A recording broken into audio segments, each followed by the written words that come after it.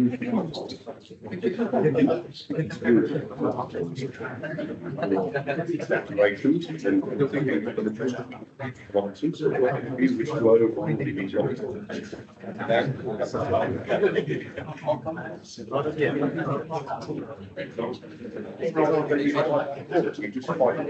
make sure you're not.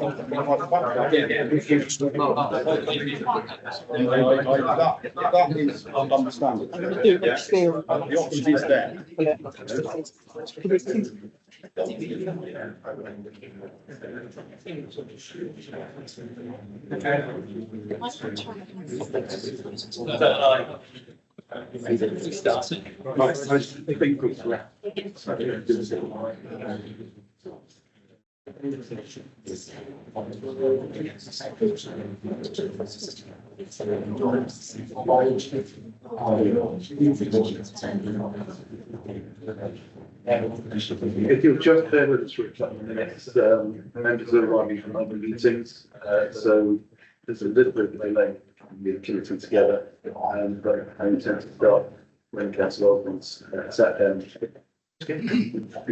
Is it mine?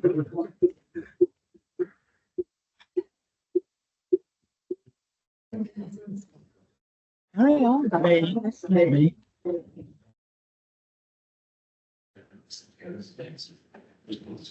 I don't have to speak to. No, so you need like. Where's that one?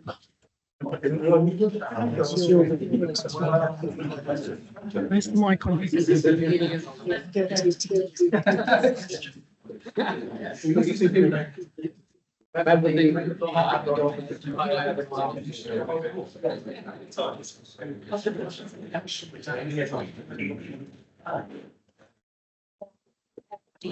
Laptop mics connected, volumes off. We'll deal with that sound.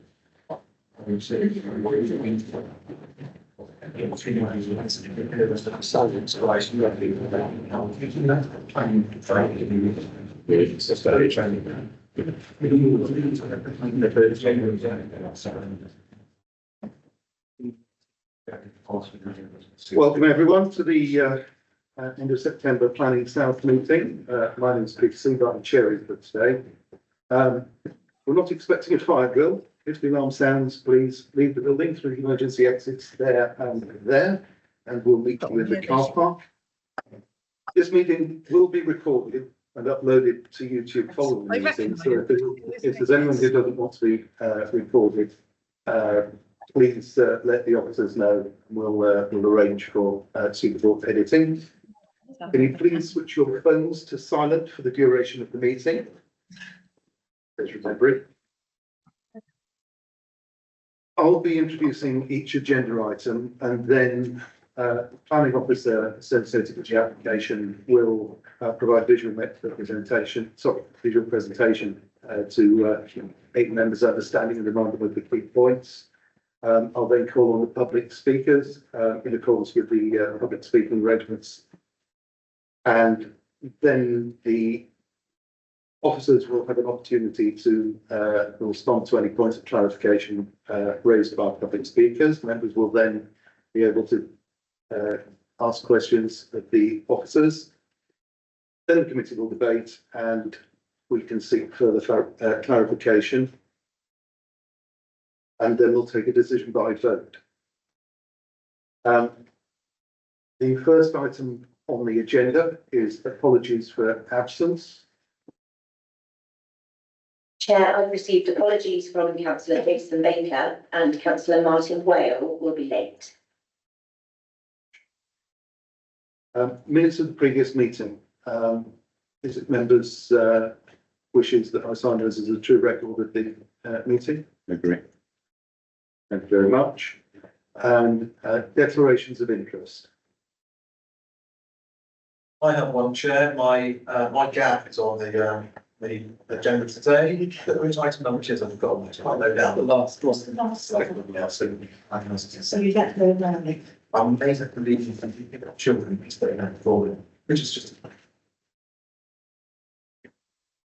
Thank you. Before Councillor Hobbs. Thank you, Mr. Chairman. I have been trying to put together the defence of my division. I therefore have been told I have a declaration of interest and must leave the committee when all three applications come in front of it. Thank you. Could I just ask, will you be speaking as ward member in? I will be speaking as one of the two ward members. Kevin Messenger is here and he's also got a declaration of interest to make to you. Thank you. Mine on the application of South Street, 40 feet.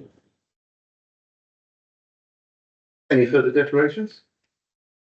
The next matter is not on the agenda. I would like a vice chair to assist me in running the meeting. I've asked Councillor Tim Kelly if he'd be willing to. Is there anyone else who would wish to?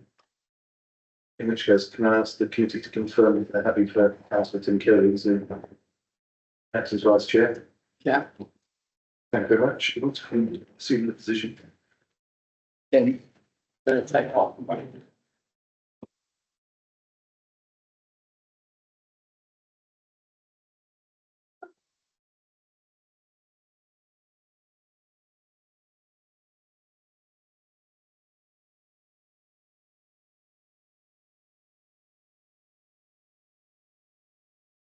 Okay, the next item on the agenda is public question time. I believe we have my notes.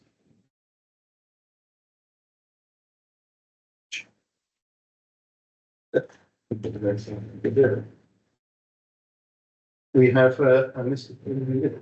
online. Is that correct? This was speaking public question time? Yeah. Mr. Little, are you able to unmute and speak to the committee? Yes, can you hear me? Yes, we can. Excellent, thank you very much. Good afternoon, Chair and members of the committee. I'm Brynny Little, applicant of application number 22/02118/OUT that was before you on the 27th of February. Exactly 30 weeks has now passed since you made a resolution to approve our application for 40 homes in South Petherton. Thus far, we have received absolutely nothing from the council to move this forward, and communication has been poor. We have sent 16 emails to date to try and move the process along, the vast majority of which have been ignored. The 4 replies we have received have offered nothing in the way of value. All we've been made aware of is that the matter is with the council's legal department. Perhaps legal representation in the room today can enlighten us a bit further. We've been forced into submitting 2 formal complaints and have not received anything in the way of useful information or guidance as to how and when to progress and when progress will be made. Section 106 forwarded and written decision issued. The region has already suffered huge delays in the delivery of much needed housing due to nutrient neutrality issues. With a way forward now in place in that regard, we are now facing even more delays due to the council not processing schemes that have been given a resolution to approve. Since the unification of Somerset Council in April 23, in the following 17 months, 11 major schemes of up to 1,045 homes have been given resolution to approve by this committee, and of those, only 1 scheme for 35 homes has been issued a 106 agreement and approval granted. That leaves 1,010 homes still awaiting paperwork.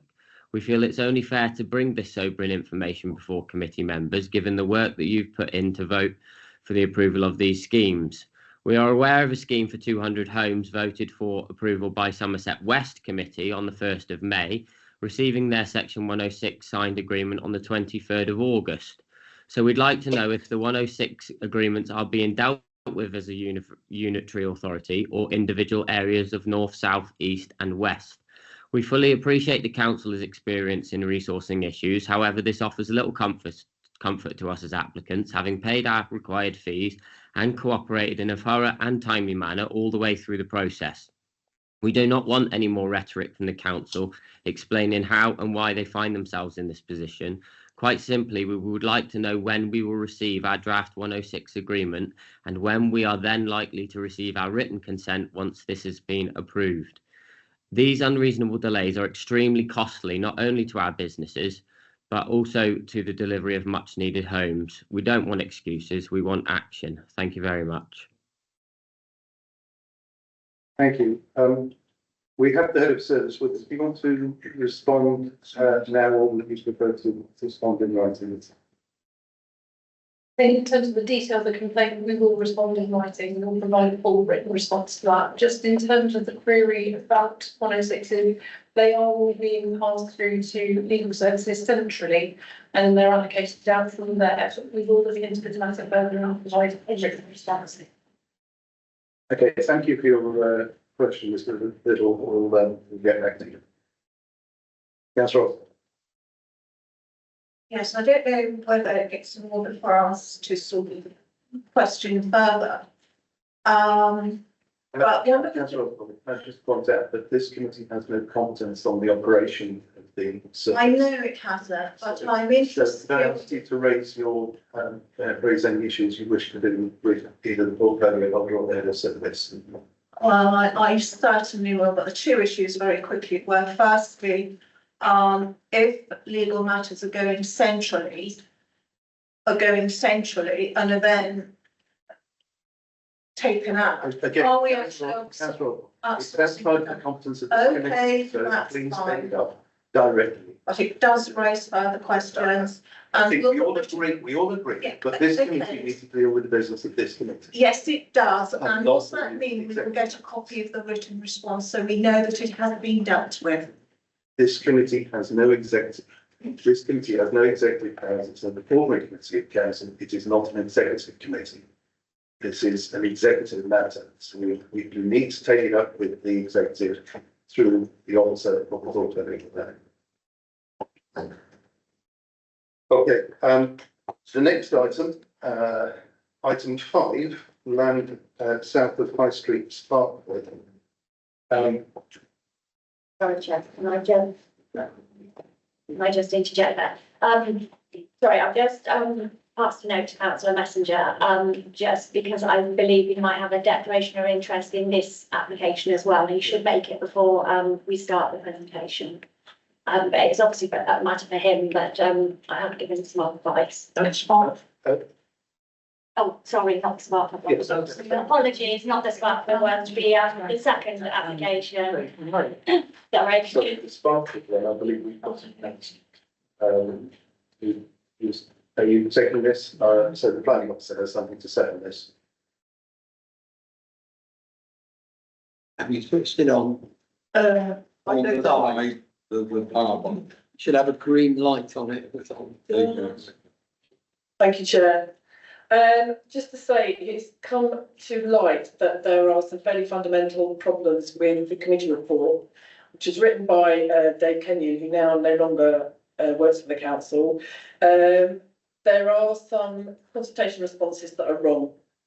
So on that basis, I do not feel that members have the correct information to make a decision. So I am suggesting that we pull this one so I can redo the report and bring it back to November committee. Thank you. Members, is it your wish that we defer for the correct report? I can't vote on it. I just wanted to make a comment, and it's a fundamental comment. Behind me, I have 4 members of Sparkwood Parish Council who have come in today to make the point about the problems with this committee meeting.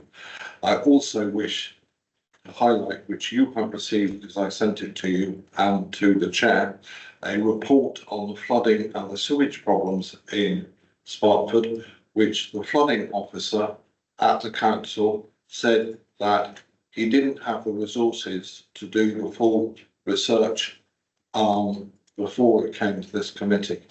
I would ask you as the acting chairman today to ensure that the flooding issue in Sparkwood is properly researched, because we have fundamental problems with the pipes going underneath the railway from the top end of Sparkwood to the bottom end of Sparkwood, and that pipe can't be changed. Thank you. I think we can probably ask officers to take that on board, but fundamentally, I think we need to ask them to prepare a fresh report and that means deferring it from this meeting. Our members agreed that we should defer this. Yes. Can I see a show of hands? I'm very sorry to those of you who turned up for the hearing, the oversight.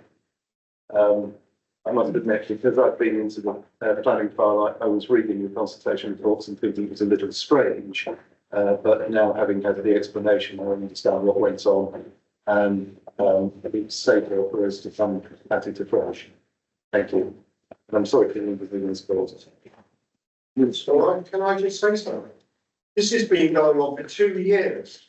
How long do you need to get your act together? Because someone answer that bit.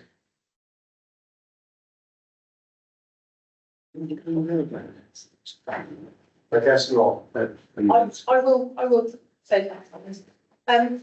We have been, as people are aware, experiencing some staff turnover. As a result of that, there are significant major applications that are left hanging with a number of issues that need sort of rounding off, picking up and pushing forward.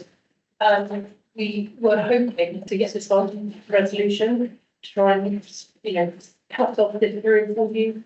You are one of a number of sites in this area that have been experiencing delays in service for a number of years, predominantly down phosphates provisionally, but then also turnover and going unitary. So I do apologise for the delays that you've been experiencing, but we are looking to try and move things forward and get resolution. So the committee report needs to be presented to members in its full entirety with all the right consultation responses. It's not right for members to consider an application without knowing the full details of the schemes that we would then be asking them to vote for. So I am sorry for the delay, but the ambition is to get it to the next committee, of which there'll be a full set of complication responses available and full report drafted to reflect that. Do we know, will you be told what this missing information? Can I ask you to contact the Planning South email address and carry on the debate elsewhere? Otherwise, this is. I appreciate the anger and the difficulty, but we need to press on with other matters. We've got a full agenda. Thank you. Councillor Best. Unless this decision's been made now, and it was known that before, I'm a little bit at a loss that we didn't try and get hold of the parish council, which probably could have never known who was coming to stop them coming. So could we have that in process, that if we know before this meeting that we make efforts to stop the people like they've turned up here coming? It's just a waste of their time. You could have sent me an email and I could have dealt with it. That's not what I want to talk about now. We have a major sewage problem in this application. There is more sewage coming up in Church Road in Sparford. The Wessex Water replied that you have got in the report is completely inadequate, and my information tells me that they will not be connected for 6 years. So there's absolutely pointless it coming through this committee with a 3-year planning thing when they can't connect the sewage for 6 years. And we need to ascertain and not accept that Wessex Water has sent us a consultation report, which my information tells me they're not allowed to say they can't connect.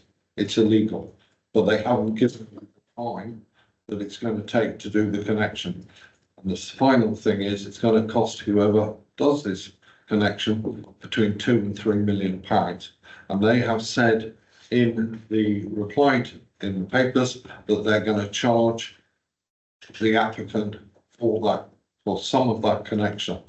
And that figure needs to be in this planning application because I'm not sure the applicant knows that. I think as part of taking the application away, we have heard the concerns that are being raised, so we will investigate that. So hopefully we have answers to members for the next meeting. If you want my emails on the subject, I will send them to you. No problem, sir. Well, thank you for that. That's I think we'll draw a line under item 12 then. So the next item, item 6, is 22-02814, which is land east of Station Road parcel. And because of the interests already displayed, the members concerned will have to leave before the debate. Absolutely, to make the presentation and to speak as After we've spoken with the two members. Thank you.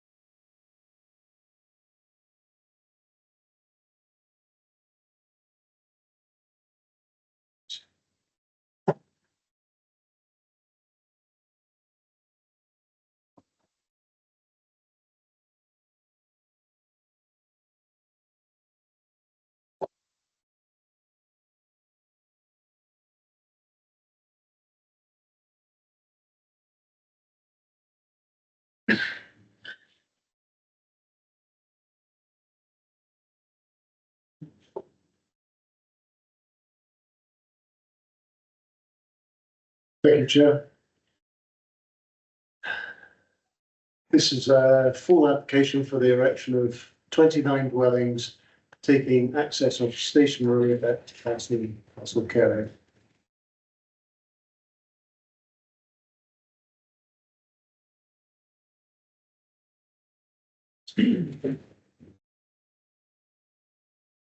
This is the site outlined in red.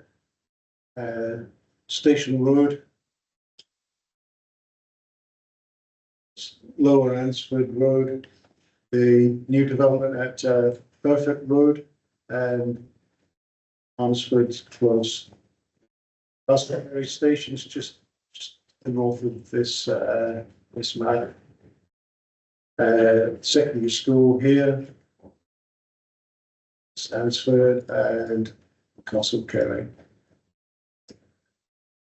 Zoomed in slightly, Station Road here, Lower Ansford, new housing at Burford Road and Ansford Close. It's now a view of the site, Ansford here, Castle Carey, Station Road and Lower Ansford. Again, zoomed in, showing the new development at Burford Road and Ansford Close. This is the inset map from the adopted local plan showing the direction of growth. These are these lines here. This is policy LNT1. Application site shown in red within the direction of growth. This is the master plan layout showing a spine road coming through the site with spurs off, spur roads coming off, serving the residential development there. There's retention of the orchard and creation of footpaths through the orchard for amenity. There's a wetland here, wide ecology, and an attenuation pond at the entrance to the site. There's a singular vehicle access point. There's a footpath link into the new development there, and a footpath link to the south onto an existing public right of way. This plan shows the proposed heights. The two-storey are shown in blue. The one-storey mainly garages, with the exception of this bungalow here, which is a two-bedroom affordable dwelling. 1.5 story shown in green, and this is 4 times one bedroom affordable dwellings. So that shows the location of the affordable dwellings. Marked in blue and slightly pink colour. That's provides 10 affordable housing. It's a landscape plan showing rose tree planting along the eastern edge, along the northern part of the site here. Trees are proposed along the Spine Road, planting around the wetland and the attenuation pond at the entrance to the site. It shows the proposed materials. It's a mix of reconstituted stone and brick for the external elevations and grey and brown roof tiles. All external materials are subject to a condition requiring submission of details for approval. There's two street scenes. The top street scene is taken internally looking south. Sort of comes up on the screen there, but that's where that section through the site is taken. These are the affordable dwellings. These are 2-bedroom units on either end, and a 3-bedroom on the end of that terrace, and a 2-bedroom in the middle. And this is the gable end of the 1-bedroom apartments. This bungalow shown here is on Lower Ansford. The lower scene is taken looking into the site from Station Road. In the front of these two dwellings is the attenuation pond. Just going to run through the house types. This is the single-story 2-bedroom affordable dwelling. These are the 1-bedroom affordable flats. So they're split horizontally. And there's 2 blocks of these forming 4 1-bedroom units. Drawing shows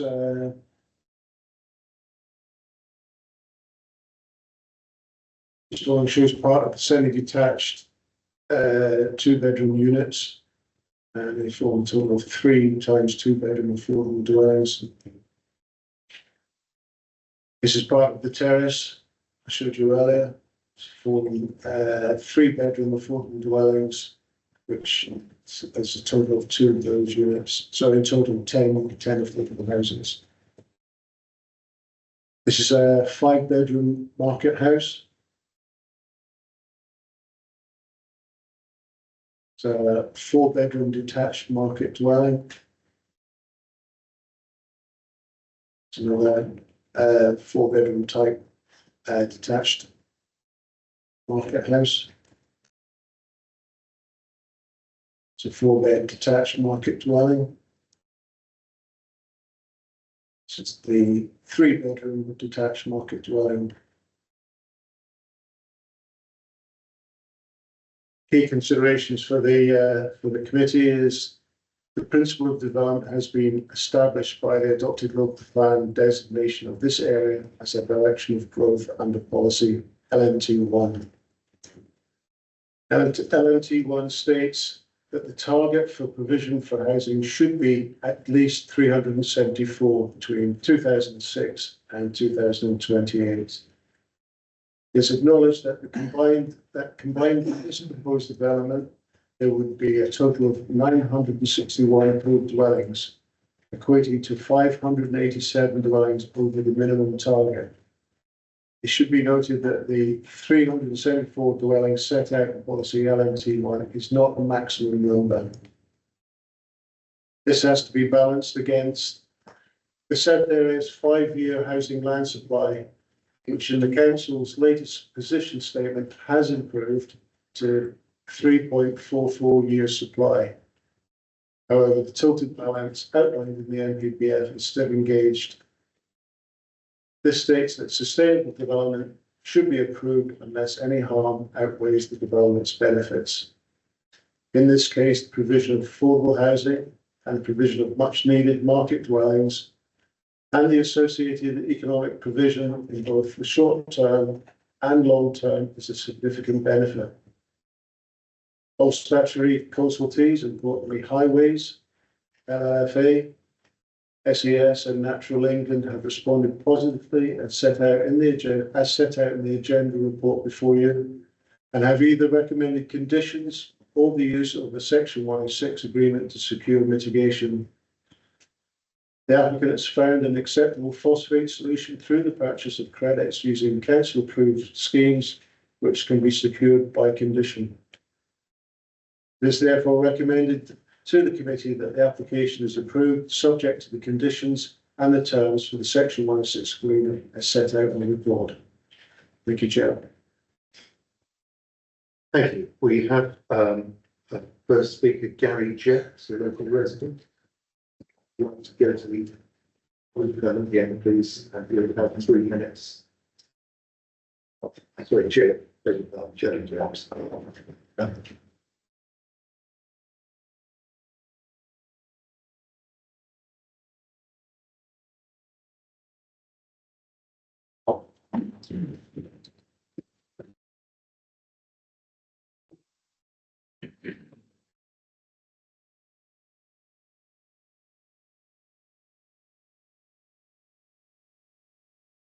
Good morning, afternoon. Okay, my name is Gerald Jeffs. I'm a local resident, Lower Ansford. I live in one of the houses that is most directly and adversely affected by this plan development. I object to that naturally. My objection is based really on the fact on the way the nature and character of the Castle Carey and Ansford neighbourhood have been altered in recent years by the overwhelming scale of housing development that has been completed, started, or is imminent. The 2019 Neighbourhood Plan Policy, HOU2, called for pausing further development and that a clearly identifiable local need was identified. This point was raised in one of the initial submissions by the Castle Carey Town Council and Somerset County Council, who produced a planning policy consultation response. And there was an examiner's note referred to now that the neighbourhood plan does need to be reviewed and modified to include the impact of ongoing development on the town's infrastructure and on its role as a small market town. Without such a review, I would submit that the proposed stationary east development is essentially undesirable, unplanned, and ad hoc building of a potentially irreversible and damaging kind. I'd add that the proposed development is different in character from other recently completed developments along Station Road East, in that it goes harder against the boundaries of existing much older properties with no sensitive green space separation. It cuts into the town's green lung that at the moment runs all the way from the town centre via playing fields to Fairfield and residual farmland up to the A371, Lower Ansford Hill, and thereby changes the nature of the area from a sustainable mix of housing and green space to unplanned and congested urban sprawl. So I submit that a decision on this application should not be made, and it should be deferred until a thorough assessment of the impact and scale of other regional or imminent building programmes have been completed, and the neighbourhood and other relevant plans modified accordingly. If I just have one final sentence, I do recognise that people need places to live, but they also need places where they would want to live. And with the scale of all these ongoing ad hoc developments in the Castle Carey and the area, including this proposal, Sorry. Sergeant Sherry announced that the changing from the police for people who want to, again, we find nothing. That's the truth. Thank you very much. I have no other speakers, separate. Henry, do you want to speak as local? I want to speak, please. Thank you, Mr. Chairman. Mr. Chairman, so me and Councillor Patrick missed that last point, the gentleman there just said, can you just go back to that last sentence, please? Thank you. Sorry, Henry. Can you repeat the supplementary, please? Yes. The last sentence was, I recognise that people need places to live, but they also need places where they would want to live. And with the scale of the ongoing ad hoc development, including this proposal, Castle Carey Lambert is changing from a place where people would want to live, where one that is much less true. Thank you very much. Councillor Hopkins. Thank you, Mr. Chairman. I'm speaking as the local member. I want to ask legal and planning about the Edward Ware Homes versus the Secretary of State and other 2016 admin case, which allows you to ignore the instruction about the MDPF, because it says if you had too many houses in a locality and those houses they've already admitted we've had 900 and we're supposed to have 370, you can ignore the upgrade for the MDPF, and I need that confirmed by legal, please, also for the next case. The second thing I want to talk about is the police situation in Castle Carey. You have not done, as far as I can see, a police. You've got a police and designing out crime officer. We have, in the last 4 weeks, had 9 armed officers in 3 cars. Sorry, we've had 6 armed officers in 3 cars on 3 occasions into the estate opposite this estate. We have a major problem, and it has not been addressed in any formal description by this the officer's report. I would ask that you actually allow the police to actually talk about this application, which is on this road. My final point is the highway point. We have a whole pile of people on Station Road really complaining about the traffic coming in and out of Station Road because of the new developments. None of the new developments have settled down, and the highway access, as we warned in Area East with when this originally went through and at the appeals, we needed some form of speed control on Station Road to deal with 600 and something odd houses on Station Road. Thank you, Mr. Chairman. That's all I have to say. I think it is very important that we have a decision about the Edward Ware Homes versus the Secretary of State, because it applies to the next application as well. Thank you. The final speaker on this application, this is the debate, Councillor Patrick. Application is. This isn't yet questions or clarifications. It's about an acronym. Application on the acronym used by Councillor Hopkins. I'll indulge you. Go on. Thank you. NDPF. You said NDPF, I'm a bit confused. Yeah, I'm very bad. I'm dyslexic, so please don't start trying to pull me apart. I'm talking about the government instructions for ignoring a 5-year land supply, which this case particularly leads into saying that if there is a local overbuild. Okay, this wasn't an excuse for an explanation as to what's in the National Planning Policy Framework. This is NPPF. Yes, this was reference to a particular case.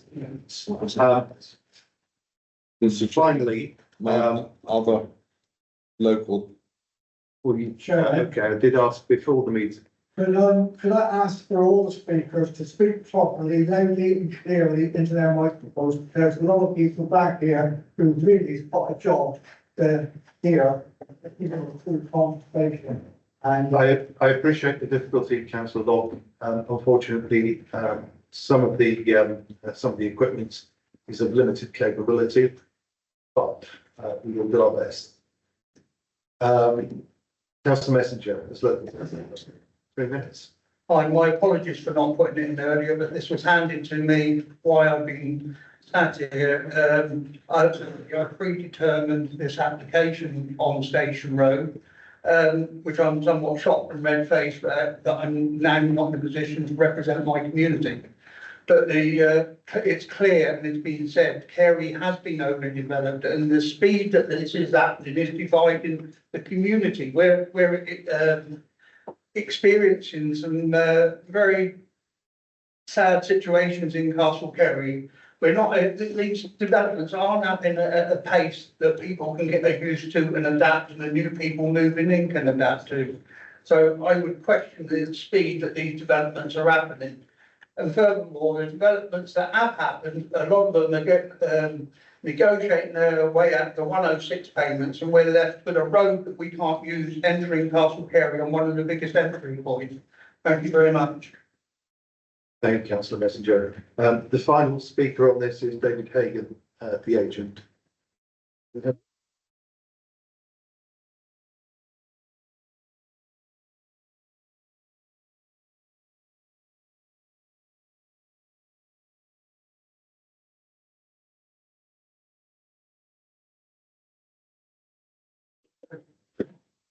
Yeah, good afternoon. Is that better? That's perfect. Okay, no problem. We've got the microphone right up next to your mouth. That's what members need to do. Thank you, Chair. Yeah, good afternoon. I'm the agent, as you just said, and the in-house planner at Redcliffe Homes. Redcliffe Homes are an SME house builder, and unlike the Motors, we build and sell houses. As a result, we do care about our legacy. As Redcliffe are a small, it means that we can focus very much on the quality and sustainability of our developments. Redcliffe are very proud of our sustainability credentials. By our SSC level, showing audience sustainability as a standard, and we've been so successful in this.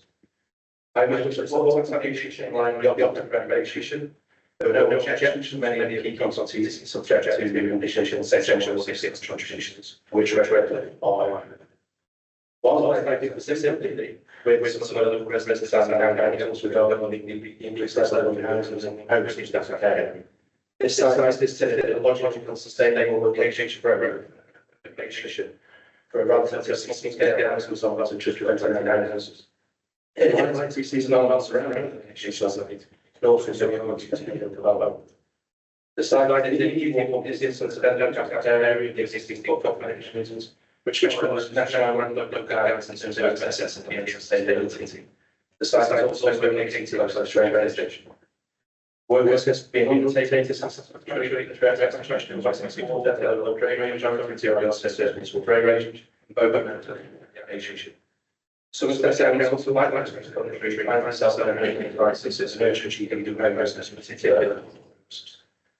The house which is organized is particularly subsidized without only for society as the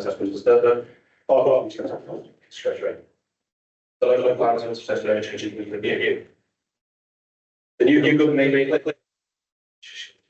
this is going to be more of those subsidized. The only way to avoid large competitive implications in the system now comes as a plan is just not social business in seconds.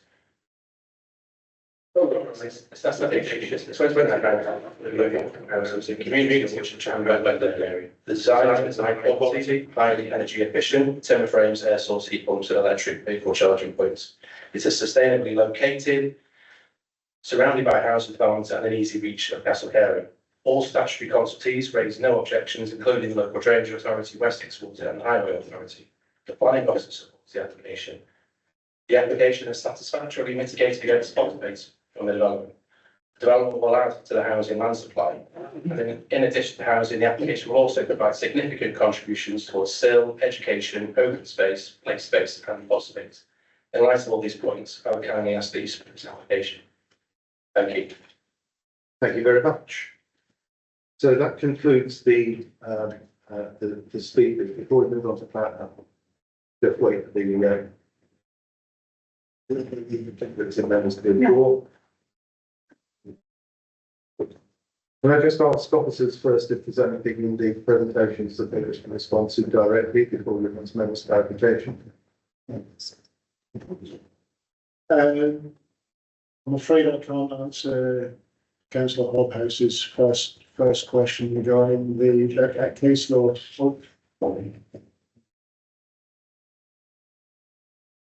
I apologise, I can't, on such short notice, he should have put us on notice that he was going to bring up case law. It's just, you know, we can't just look at it and digest it to give an answer to committee at the drop of a hat, really. I'm trying to look at it now, but whether we can consider it in terms of this application, I'm not sure.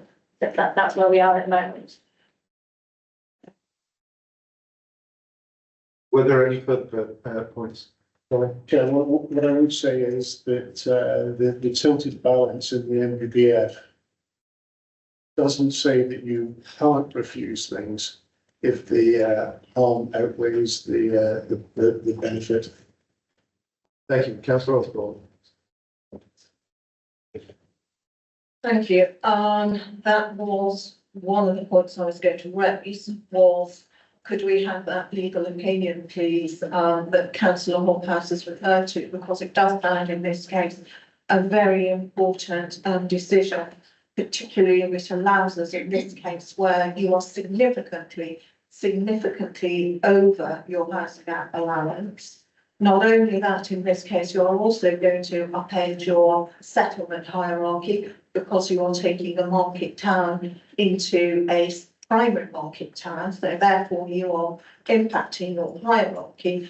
I think it would have been very useful and helpful for this committee to have had legal's opinion on that particular piece of case law, because it does sound significant in this case. I was also going to ask the planning officer that there's an awful lot of applications in the planning history that have been listed because they're seen as relevant. And it adds up to well over 600 houses, which is roughly double what you're going to have. And that's excluding the others. How many of those? We're on questions of clarification. Yeah. We've been going for a very long time on opinions. Well, I ask any questions for clarification. You don't necessarily. And when you've finished, I'll be able to come back to your to the first point, which was this. Right, okay, well, can you tell me where those applications are in terms of their progress? Because eventually they are going to come forward, and I think it would be helpful to know when the shovels are actually going to go in the ground and what the obstacles are to stopping that, because there are reserve matters that have been approved and there are outlines that have been approved, and I think people need to know that.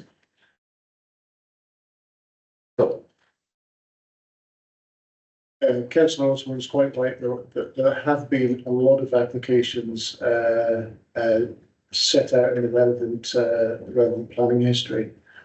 It's very difficult for me to say when somebody will actually put a sort of shovel in the ground to actually start the works.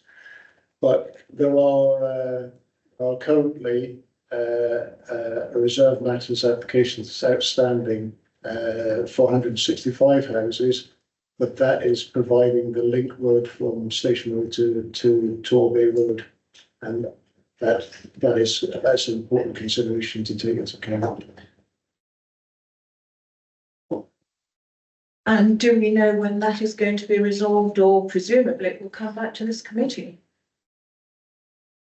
That's currently being dealt with by another case officer, and I'm not sure of her timeline in resolving this, but yeah, I would have thought that will be coming back to committee.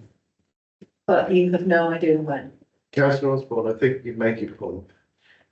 Is there anyone else who has a point of clarification for the officers? Councillor Best. Yeah, excuse me. Just clarifications, both Ainsford and Castle Carey have mentioned the neighbourhood plans. I know that you, the planning officer, has mentioned the direction of growth, especially at Castle Carey. It questions the agreed neighbourhood plan area for housing development. What's the difference? The difference is in where we are in terms of the NEBF, the tilted balance and the lack of a 5-year housing land supply and the material weight that you can give to the neighbourhood plan and our adopted policies. Councillor Webb. Could you tell me what date that Henry Hobhouse's legal opinion was, please? Can we just hold off on that one, because I'm going to give the officers time to actually do a bit of research. Yeah, just, can I just have that 2016? Thank you, thank you.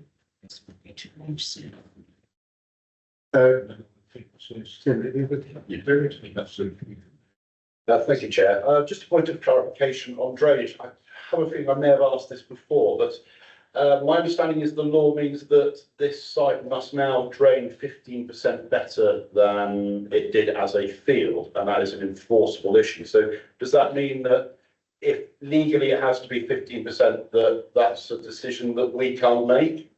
There's lots of clarification on that. In terms of improving that,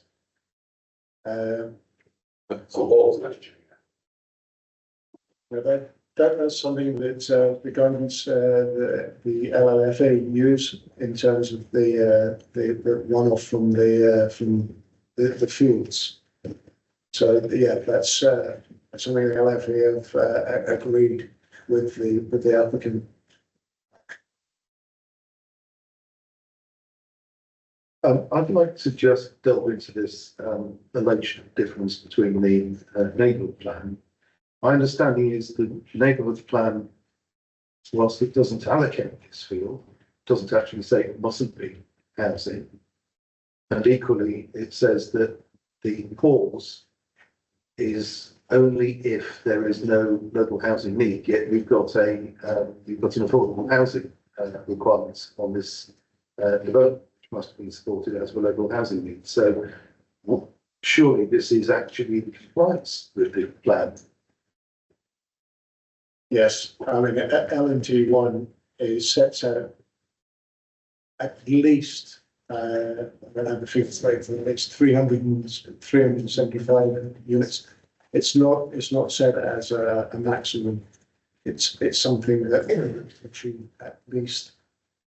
Sorry, for clarity, I'm saying it's in compliance with the neighbourhood plan, because the neighbourhood plan said you pause there's no local unless there's proven housing need, and you must have had to prove housing need, or you wouldn't get a 106 for affordable housing on this site. So surely the cop out in the neighbourhood plan for a pause isn't there because you've proven a local housing need.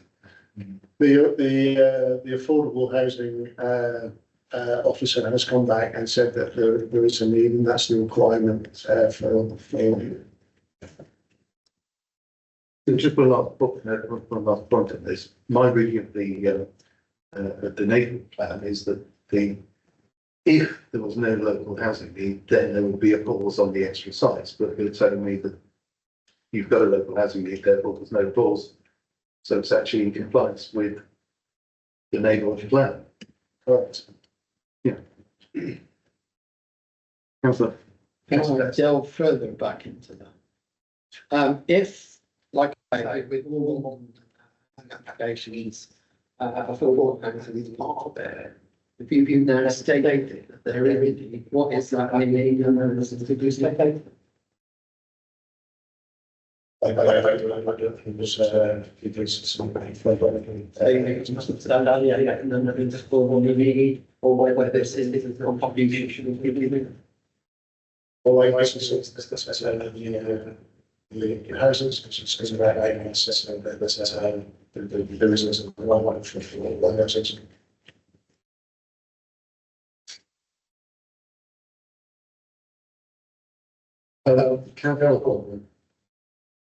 Yes, I mean, we have obviously, management officers taking this into account. I think just saying this is down the, application. Or has he considered the previous applications that have already been approved, that they are reserved matters as more outlined? Because that has significantly increased the amount of affordable housing that is going to be in like.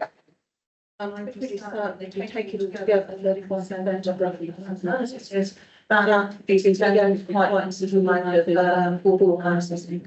That would more than enough that would meet council cares needs and the adjoining villages. And I think that's something we need to tackle if we have going to do this before.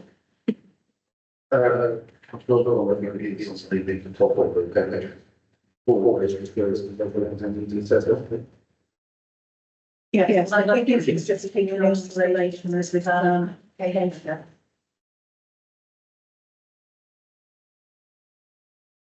I must say, it was on the only position, yes, formally indicating the board to look at this guidelines. We are there, I'm going to suggest that. In terms of the case that we've written about that, I'm just going to summarise this one, effectively, there was a challenge in terms of the inspector's decision about, unduly way to the absence of the highway license. In this case, there was an absence of highway license applying in one area, highway license applying in the geographic area overall in the planning period, and then there was, something further into the point taking the impact or increases development in a certain area, which would then undermine development being delivered, particularly in this case, for Bath, because it was Bath North. So effectively, the bit that I read to Bath suggests that it was not right the inspectors that allowed to kick in because there's wide range of feeding into the five-year supply. That we can be very relevant for us as the sponsor because currently we're working to our own the plans. We are attacked by the evidence time we've got again the plan that we've got. So in terms of whether we should could balance out by the 11 time, that's an issue for this committee. I think the other things about the undermining of local strategy overall in terms of the four and these aspects that we know growth will go down as far. And the query was raised about whether to would undermine delivery of growth in Bath. Again, I don't think that's something that is ahead of committee members for consideration in this case, because we are looking at an area that's identified in the local plan as an area of growth. In terms of the neighbourhood plan, I think as set out by the chair, they do generally have to be in accordance with the local plan. We haven't got a 5-year land supply. So in that respect, the tilted balance does kick in. Effectively, the area that you do have to consider, which is set out early in the decision, just on page 3, which is basically what the NPPF says, which is just any adverse impact of doing so would significantly and demonstrably outweigh the benefits when assessed against the policies of the framework taken as a whole. So we're looking at if there is any harm, it has to be significant and demonstrably outweighing the benefits of housing provision. And if there are specific policies in the framework that indicate development should be restricted. So if there was a blanket policy restricting development for this site generally, we could take that into account. But as set out within the officer's presentation, it is a broad area located for growth. I do understand it's seen quite a lot of growth, and I also understand there's a lot of quite large applications parked, stuck, stalled within the planning system that will be coming through committees. So the members will be having hard choices to make in terms of lots of development coming through. But whilst we haven't got a 5-year land supply, the issue is the significant and demonstrable impact that needs to be demonstrated. Thank you. That's Russell. There's also something we used to be able to consider, might still be able to, and that is something called cumulative impact, where you keep passing lots and lots of sites, so your numbers gradually increase, which in this case they demonstrably have done, as per the list of relevant applications, plus the addition of the other sites around Castle Carey. And I always understood that that was one of the reasons, and I know we tried this a while back for a small village on a much smaller scale. You might remember, I think it was Barden Farm. And we lost that one. Because it's a bit like a handles a piece of string argument. But surely in this case, we could argue that the cumulative impact, because we've yet to know what the impact of traffic, parking, where are people going to park in Carey? It's not that big. The roads were not designed. There's no plans for any sort of bypass. The only redemption might be, assuming it comes forward and assuming the developer doesn't renege on the deal, is the Torbay application, which is yet to come before us.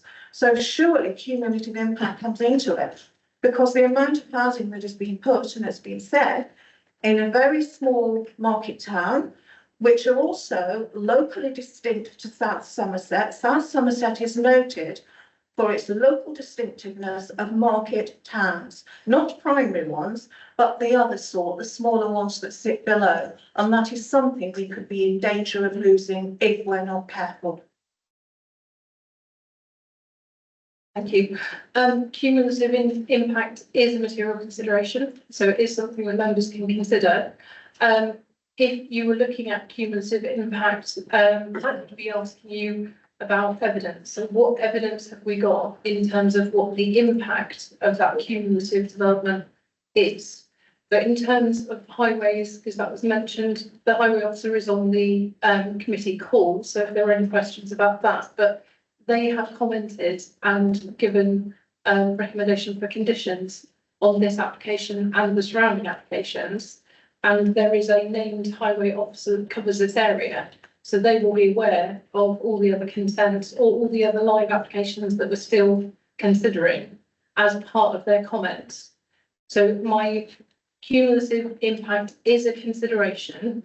My question to members would be, what evidence do we have that actually shows a significant and demonstrable impact that would justify sort of concerns about cumulative impact for recommendation? Okay, at that point, I think it would be useful to ask Adam Gold, who's on the call, to unmute and tell us if he has any issues with cumulative impacts. Good morning, members. Just checking, or afternoon even. Just checking you can hear me.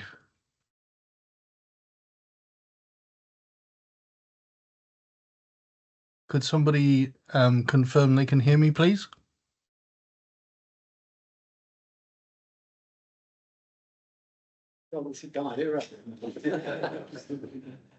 Adam, you are being heard in the room. Excellent. Right. Okay. So cumulative impact. Yes. We obviously know that there has been a range of developments in Castle Carey over the last 5-10 years coming forward. There are more in the pipeline, as members will know. It might be helpful if I just remind people that what we're looking at here is this development of 29 units. So we would look at what has gone on before. We would look at the levels of traffic on the highway network in the area, and we would look at what this development would do to those traffic figures.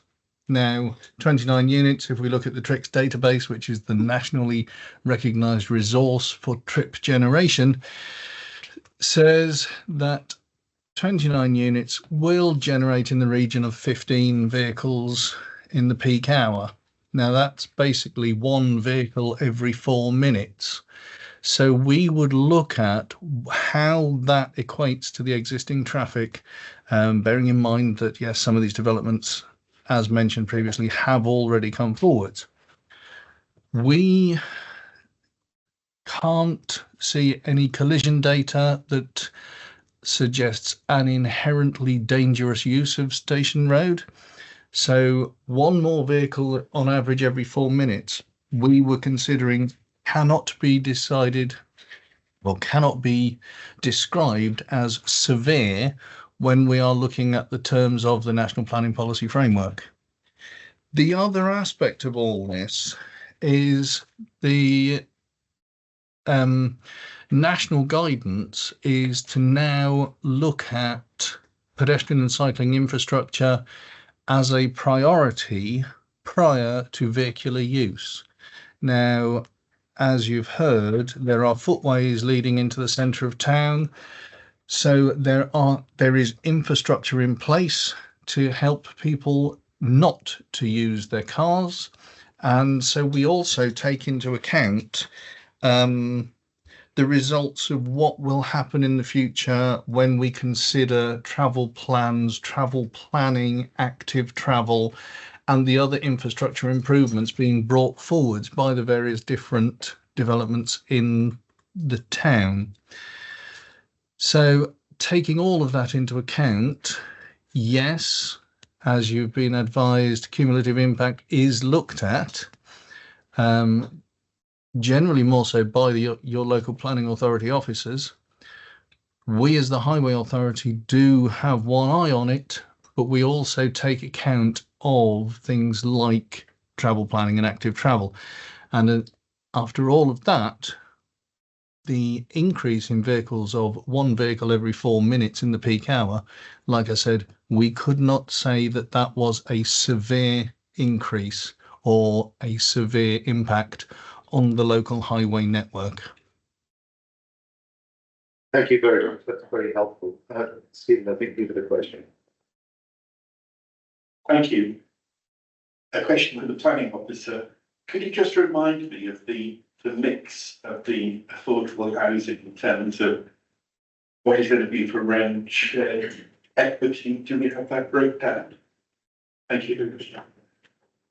It's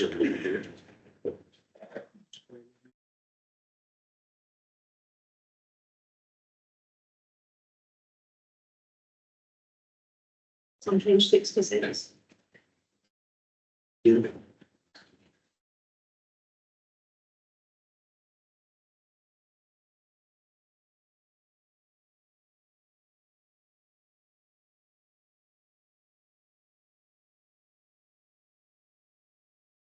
Chair, that's set out on page 66 of your agenda report, and it's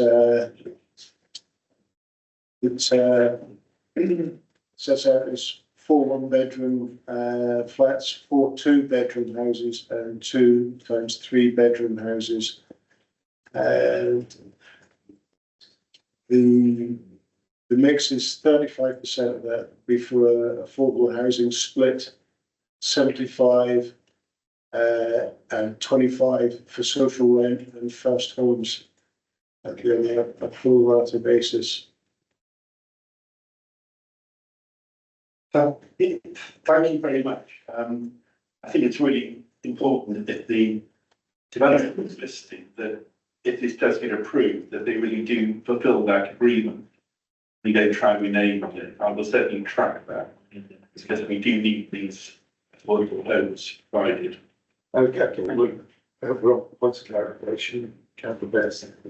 If Adam's still there, can I delve into the dark parts of highways for a second? If it's quick. Yes. You say that obviously this adding these houses to the road is okay. You must have a top line. Can you outline, is this near the capacity of the road?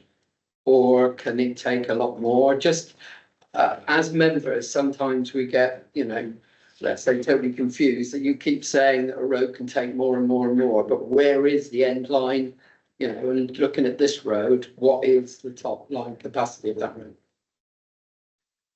In real terms, that's a hugely difficult question to answer, because obviously, like I've said, we look at the impact of this one particular development, and like we said, it's only one vehicle every 4 minutes on average in the peak time, and yeah, like I say, I can't answer that question because obviously we'd need to do a sort of what's called a corridor study and have a look at the entirety of Station Road and the junctions involved and the traffic flows coming up and down it. And this, so without that evidence and information in front of us, it's difficult to say what the specific capacity of Station Road is.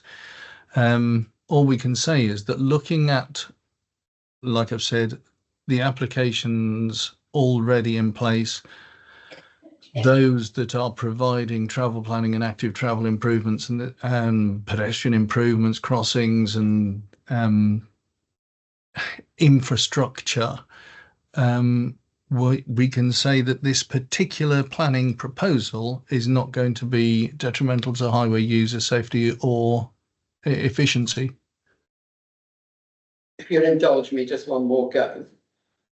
Did you put down lines to monitor the traffic flow in that area? If you didn't, how do you know what the traffic flow is and know that the extra traffic will be too much?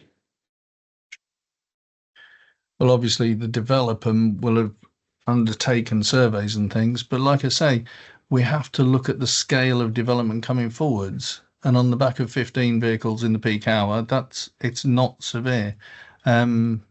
If it were another development of X amount of 100 units, then yes, the full transport assessment would go out and put down what's called traffic count, advanced traffic count lines and this sort of thing. But obviously not for this one because it's only a small development. Adam, before I bring in other members, could you just please explain to us what would happen if a road reached this nominal maximum capacity? What characteristics would you expect to see? And the second question, are there any other roads in this area which are carrying larger flows? Oh, okay. So if a stretch of highway is or is on the verge of reaching capacity, for example, we know that the main road through the middle of Chard and the Convent Lights and this sort of thing, we know that's reaching capacity. What happens is at junctions, the sort of efficient use of junctions suffers. You get longer queues, you get increased waiting times. You get then when it's increased weight of traffic, there is evidence to suggest that you could end up with a situation where drivers try and sort of dive out into gaps and this sort of thing in the traffic that increase the risks of potential collisions and things. The assessments we've done on Station Road haven't suggested that we're anywhere near that. Station Road, I mean, I've driven up and down Station Road numerous times at different times of day, and I've never been of the opinion that a capacity issue is starting to occur. I know certainly the road I'm thinking of on my feet here. Let me just get the name of the road. Just bear with me 2 seconds, folks.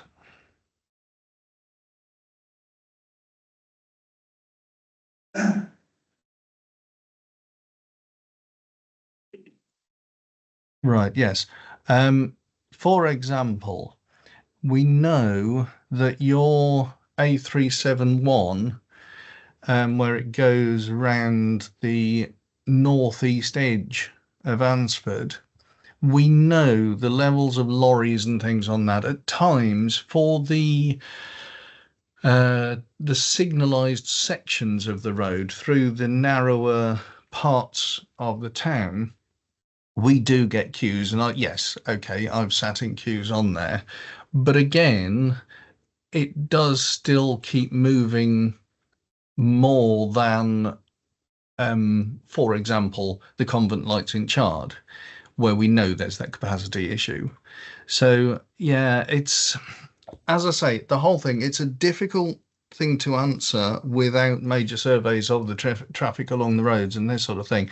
But I would just reiterate, for this particular scheme that we're now considering today, again, we have no concerns of capacity issues, adverse impact on traffic flow, safety of highway users, pedestrians, cyclists, and that sort of thing, which is why our recommendation says, yes, we do not consider this to be a severe impact on the highway network. Thank you for that. Councillor Power. Thank you, and thank you, Adam, for your comments there. I just wanted to challenge one little bit what you said about the, for example, lorries coming through. You said it only happens sort of peak times. Councillor Power, that's not actually directly associated with this application. I understand. Well, no, I understand there was specific. There is a specific point, but we're already fairly out on a limb because the issue was, is there a cumulative impact that might be a cumulative impact on highways? Yeah. I think probably we can keep on the matter at hand. Are there any other members who want a clarification for officers on the present application? Yes, so in plain English, there hasn't been any holistic survey of the road network taking into account the total number of vehicles, the total number of houses, and hence the number of likely vehicles that are going to be extra into this area. There's been no sort of corridor study or anything like that. Because again, I tell you the evidence for cumulative impact, and this is certainly one. It's not that difficult before junctions do get overwhelmed. And why has it not been done? Because it probably should have done the scale of development that we're seeing here and the speed. Surely this is a survey that should have been done, because it's also going to be relevant to what future applications may come forward. I'm going to ask the answers to say something there. Thank you. In terms of what information we can and expect ask for as part of any application, it has to be proportionate to the scale of the impact. So if highways are looking at a road, they're looking at the traffic generation for the scheme, and they say, based on the road, based on their understanding, based on the traffic generation, based on sort of the accident data, you know, they don't have any concerns.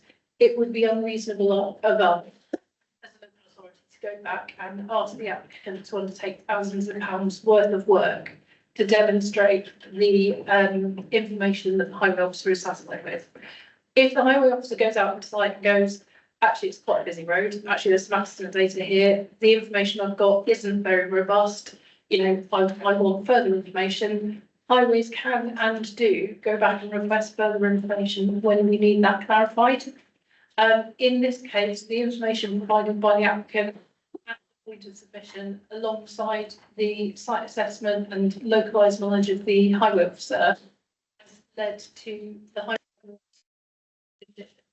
So on that basis, from my perspective, the technical teams have assessed their design, like they're setting in the they also did the conditions. We don't have any other evidence been pushed up that part of further information again is that. And also I appreciate the members that it is absurd that assessment has been on the again by whatever special. Okay, I think this is all. We should probably moving things in debate. You want to leave me on? I share. I'm probably concerned about the idea of development of our settlements. So the land consolidation generally means I have set that to be a start. I think the issue for members today is how does this reach a point with demonstrable impact? My first feeling is demonstrative right by one word. I don't know. I hasn't demonstrated to me yet, maybe. Certainly, anybody is my mum to say that there isn't. This is demonstrative. I don't think why I got that point this application, why needs to be called. Thank you, Chair. We're going to hop around. Councillor Ware, you'd like to have your thoughts? Yeah, I would rather like, I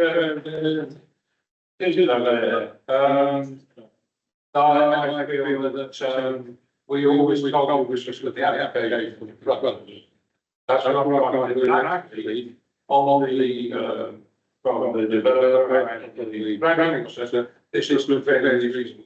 And, a good site, which we could be giving very careful consideration to, which we are. I say the only problem is really the effect of the company electric houses on top of what is in the plan, which we are going to the target figure if not to be considered as a stop line. And also, of course, the effect of traffic will be more apparent, more urgent when we consider the other applications. That I think the time for the traffic isn't now, frankly. We will have the outline applications, I think, coming through eventually hundreds of houses. And then we look at that. But that is my view to say that going over there, I would be intending to support this. Thank you. Councillor Page? Yes, I think on balance, given the size of the proposed development, and also the provision is carried out with the affordable housing, I think I'm going to support this application. Thank you. Councillor Powell? Yeah, thanks for Chair. I'm in agreement with Councillor Page and Councillor Wellgate. But what I was going to say was regarding traffic, for example, the amount of lorries on there, there's tight bends. There has been accidents in the past, for example. I know, for example, which further down the road, there's accidents on that bridge. And also the fact that a lot of buses go along down there to the station as well. And some of the buses have to meet with certain train times because residents want to go and use trains to catch a train to London, etc. If they can't get there on time because the amount of traffic in the roads, it's going to cause issues. But, as Councillor Wells said, they will come forward in the future. So at the moment, with the planning application I've got in front of me, I really will be supporting this application. Councillor Osborne? Thank you, Chairman. Whilst I do have concerns, and I have expressed them in terms of cumulative impact, the impacts, the upsetting of our hierarchy, which lies in place of our local plan as it stands at the moment. There is one other thing to bear in mind with this application. It is in the allocated direction of growth, and that is quite a significant material consideration to take into account, but that is in the local plan. In the neighbourhood plan, there was no direction of growth identified whatsoever. So in effect, the neighbourhood plan is leaving it to the local plan to do the heavy lifting. It's also at its 5-year point, so it only just comes in to be considered. It's probably outside of this to ask what happens then with neighbourhood plans. But I think that is a major thing, that it is in the direction of growth. It is a relatively small development. So you could argue that as there's already 900 houses in the pipeline, another 29 probably isn't going to upset the apple cart as such. So I think on this, along with the lines of what my colleagues have expressed, I think I would have to reluctantly support this one. Councillor Patrick? I will keep it brief. I will be supporting this, but not reluctantly. Thank you. Councillor Best? Yeah, I shall also be supporting it, but where I find the discomfort of more and more of developments piling up in places. So when we talk about impact, you don't know the impact because you've got a flood of houses waiting to come in. So how can you say what that's going to impact? But I also want to. Yes, and for my part, I find myself sharing, not for the first time, sympathies with councillor Oldham's position. The settlement hierarchy, you know, we're supposed to be plan led. This is now in a control mode rather than plan led. And so things which would normally happen in the key site level of growth with a master plan are not happening under a master plan. But I'm afraid that's where Parliament's put us, and that's the hand we have to play. And I think this is playing as well as it could be. I have to say, I don't have any reservations about the actual settlement here. There's a reasonable affordable housing. There's a good living space by the looks of it, and the properties look perfectly well laid out. So I'm sure it'll be a nice neighbourhood. So I think we've done as much as we can with a very awkward hand. And with that, I'd like to move the officer's recommendation, which actually is approved, subject to completion of section 106. In accordance with the conditions. So I've got a seconder here. Can I see those in favour, please? Thank you very much.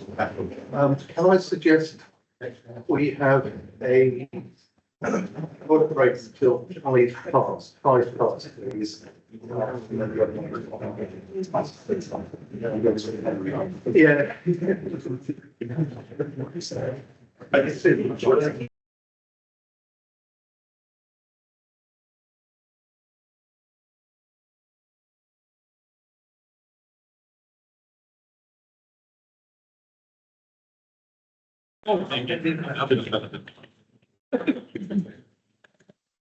Thank you, members. I think we'll vote. The technical autonomy says that we bring up some spirit. Because it's another one that so that's something this is good, isn't it?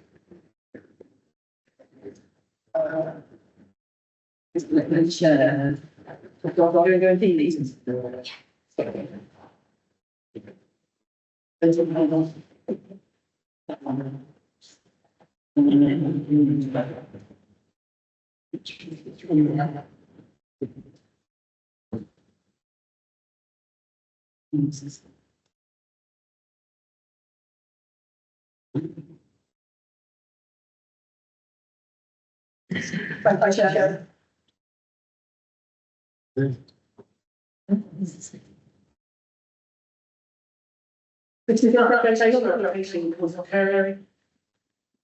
This is not an application, all matters for the except access, the irregular 46 dwellings and associated works, including the foundation of the access, provision of roads and made, and landscaping.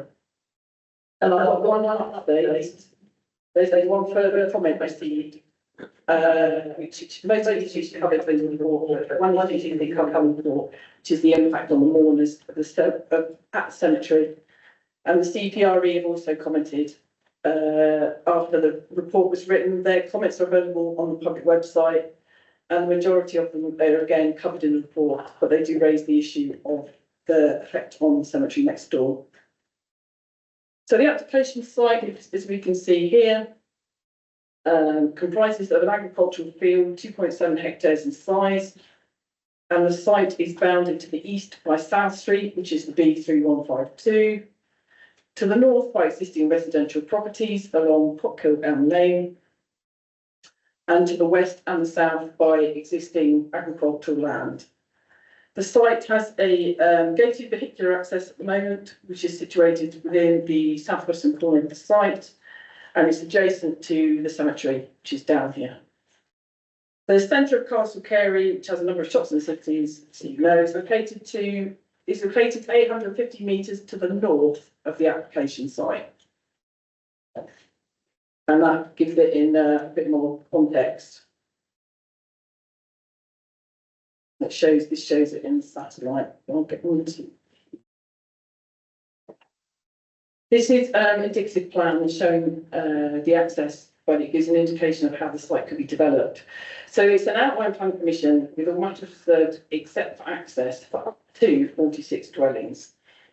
All details in relation to appearance, landscaping, layout and scale are reserved for future consideration and are therefore not to be considered as part of the current outline application. However, the developers have included an indicative plan, which I can't see. It's far more maybe bigger.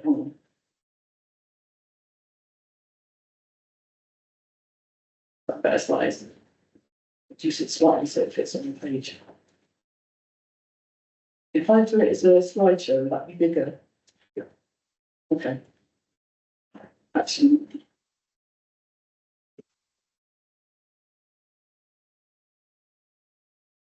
Is that big enough, or do you want it a bit bigger? Okay. So this is an indicative plan, so we're not determining this plan apart from the access, and I've got some more detailed access plans, but it gives you an indication of how the site could be developed for up to 46. And development is proposed to be accessed from a single vehicular access from South Street.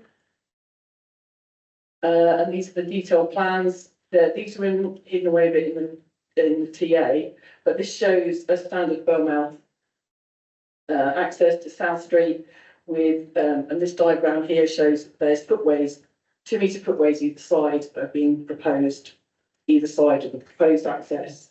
And there's also, if I go back, there's also a secondary pedestrian cycle access onto Cockhill Elm Lane on the northern boundary where there's an existing agricultural access. And the indicative layout shows a drainage attenuation feature in the northwest corner of the site. You can see here. And there's also a packaged treatment plan of plant, which will deal with the foul water generated from the site. So the site is not intended to be linked to the existing foul water sewers.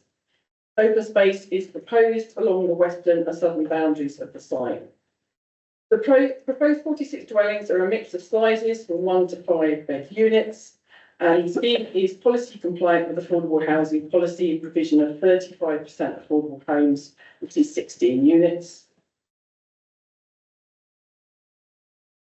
I've shown you the access, and that's another one that shows the cross section of the land falls away to the rear, but the site itself is pretty level.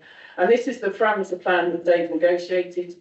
So the green area is the area where development is going to take place, and the red area is the open space area, and the yellow area is where it will be reduced to 2-storey, I think, 1-storey, because of the landscape impacts. So if members are minded to approve the scheme, we will approve this parameter plan, so any future reserve matters would have to accord with that. If I go back to, it's probably best that there.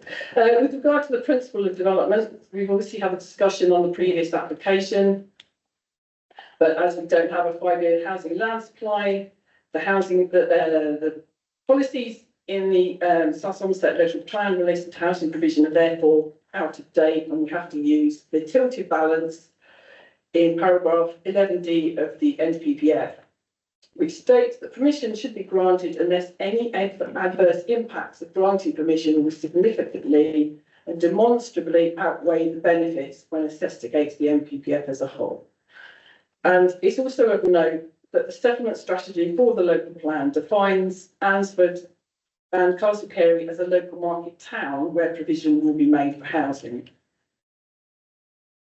Now, concerns being raised by local residents regarding the impact on local infrastructure and services, and to mitigate the development, there are a number of 106 obligations that have been negotiated, including that from the Education Authority that confirm there's no requirement for secondary education, but the development does give rise to funding for early years and primary school places, and that has been negotiated with the developer. With regard to health services, the local NHS have confirmed that GP surgeries within the catchment area have sufficient capacity to absorb the increased population generated by the development, and therefore have not requested a separate contribution. So this would be obviously funded by it still, rather than a separate 106. And the proposal would also be required to mitigate the use of community facilities, and there is a deficiency currently with equipped play space and youth facilities in Castle Kerry, so funding will be secured as part of the 106, as well as contributions towards playing pitches and changing rooms to mitigate the impact of development. So given these infrastructure contributions and the lack of any objections from any statutory consultees, officers consider that the tilted balance of the NPPF and the fact that the spatial strategy allocates Castle Kerry as a local market town, the principal development is therefore considered acceptable. We don't have any objections from highway officers, we don't from the highway officer, and we also have a 106 which will secure highway works, which is works for highway, including the new footway and a travel plan. And we've also had no objections from the LLFA. Now, in terms of foul water, because it's proposed to be a PTP packaged treatment plant, which will be chemically dosed, this is the mitigation for phosphates. And that's been agreed by both the Council's Ecology Services and Natural England that that's an appropriate mitigation, and that the shadow habitat regulation, habitats regs assessment is therefore appropriate in this for this site. And the connection to the existing sewer is not required because of that, but this will be tied up if members approve the scheme in a Section 106 agreement. So that covers all the issues. And since there aren't any demonstrable or adverse impacts that can't be mitigated by the use of either conditions or Section 106 obligations, officers have recommended approval in this case. Thank you. Thank you. The first speaker I have down is Andrew Pate.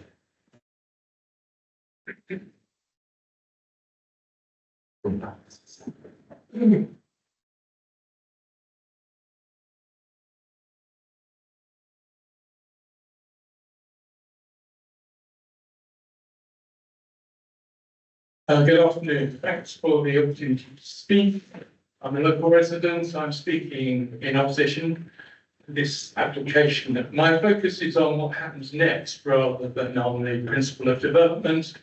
Others will speak about Castle Kerry being treated as a centre for unplanned housing growth. So firstly, desktop studies are all well and good, but if this outline application is approved, a trust detail will come back to committee, and there will be proper community involvement in line with NPPF guidance, paragraph 137. And I'm wondering if the committee is happy to endorse this more consultative approach. Outline plans are all well and good, but we need to see something actually much better than that if this comes forward. Secondly, planning for a planning report before you rightly place it, a lot of emphasis on navigating, but unfortunately, almost seems to say that the developer can do what they want as long as it's hidden behind a few trees and an existing hedge. I'm assuming that that can't be right, and I'm hoping that the committee isn't happy to see the southern gateway to Castle Kerry downgraded by poor development, and I'm wondering how it's going to avoid that. Thirdly, as you may know, the site adjoins South Street Conservation Area, but the report fails to adequately recognise this. The report leaves a blank, but I can confirm that the conservation area is just 10 metres away. It's adjacent on the other side of the road, overlooks the site, and forms part of the gateway to this historic town. The conservation area does not include high density housing. Where are the expectations to be placed on the developer, and how will the committee ensure this comes forward in the right way, if it does at all? 46 houses on the site. Fourthly, sustainability. This is overstated in the report. The pedestrian access to the town centre is not even close to being level or accessible for all. It includes some traditional stone-built flights of steps on both sides of South Street, The bus stop is 10 minutes away down those steps, the train station 30 minutes or more away, also at the other side of those steps. None of that's mentioned in the report. And how does the committee intend that that should be overcome? Finally, the report underplays the Grade 1 land agricultural issue and it being taken away. The viability of the education solutions for primary is not made clear. 56 local objections seem to be understated. There are no conditions actually in play in the report about heritage monitoring of architecture linked to the archaeology. So some procedural issues I think that might need some attention over and above the overall balance that appears in the report. Which goes back to your remarks to got close, please. Yes, which goes back to my very first point, that this is generally not a sustainable development. Thank you very much. The next speaker I have is Helen Cleveland.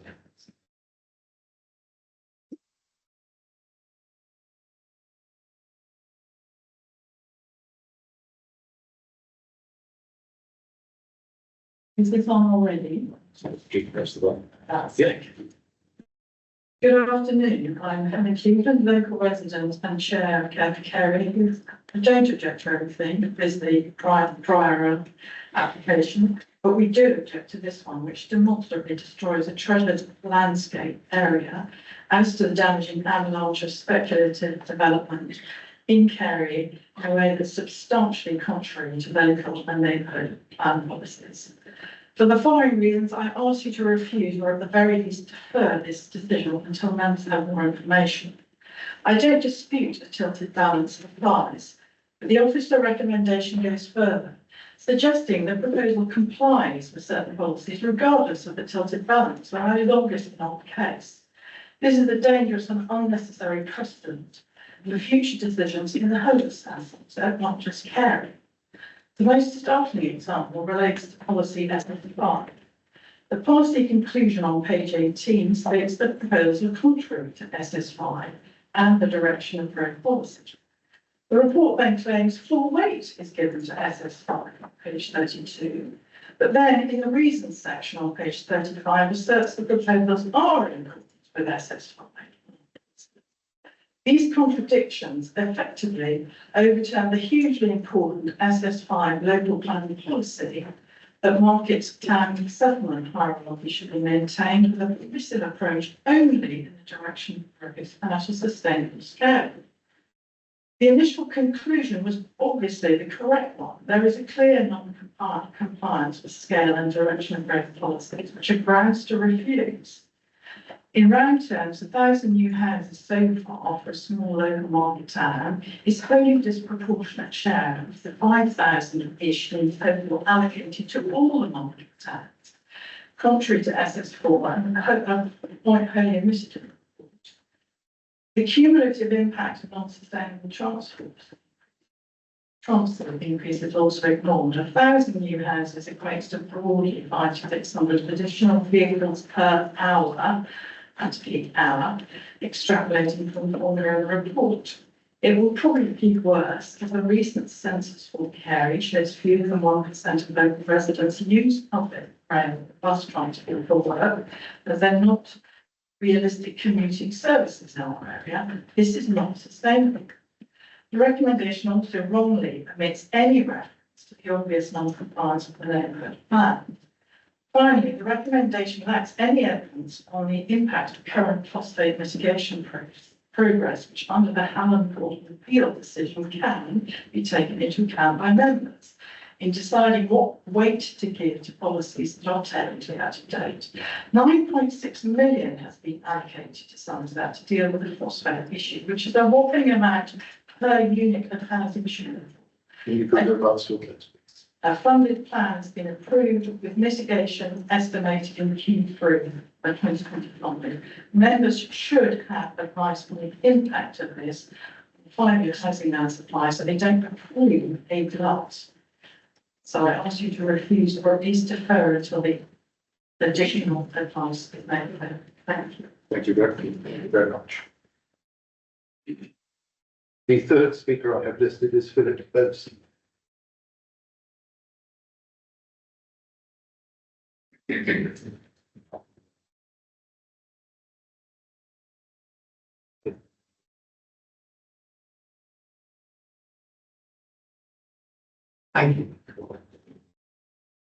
I'm going to pick up on where Helen left off. I will say that I'm a local resident. I'm also against it.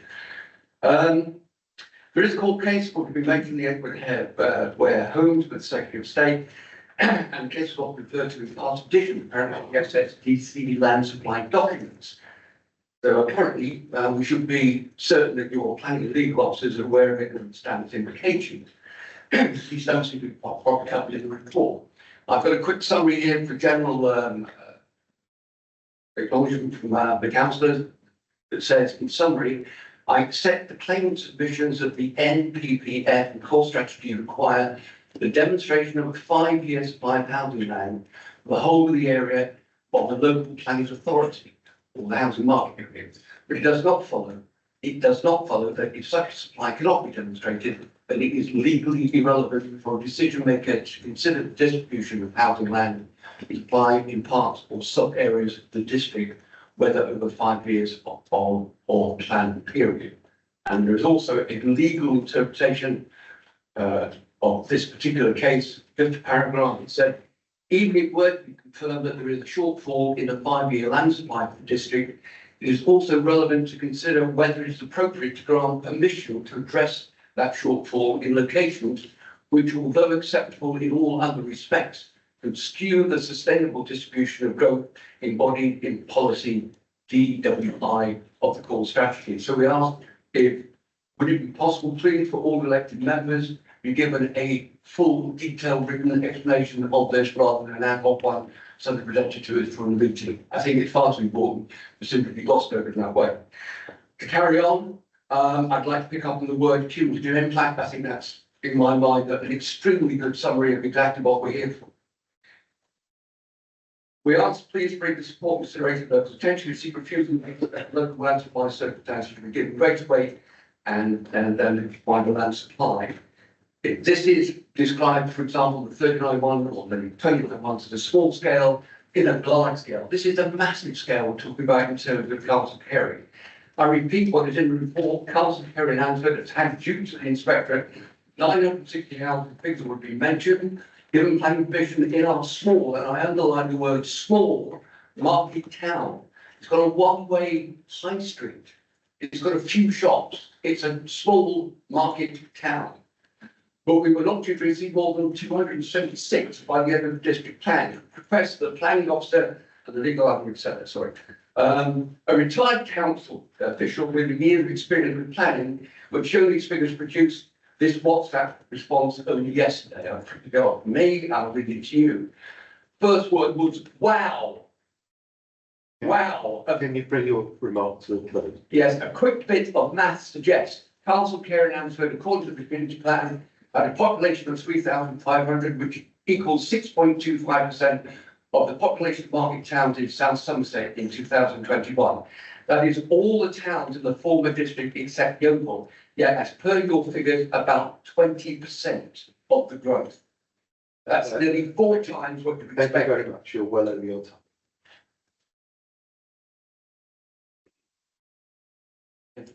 The fourth speaker I have is Fletcher Robinson from CPRE.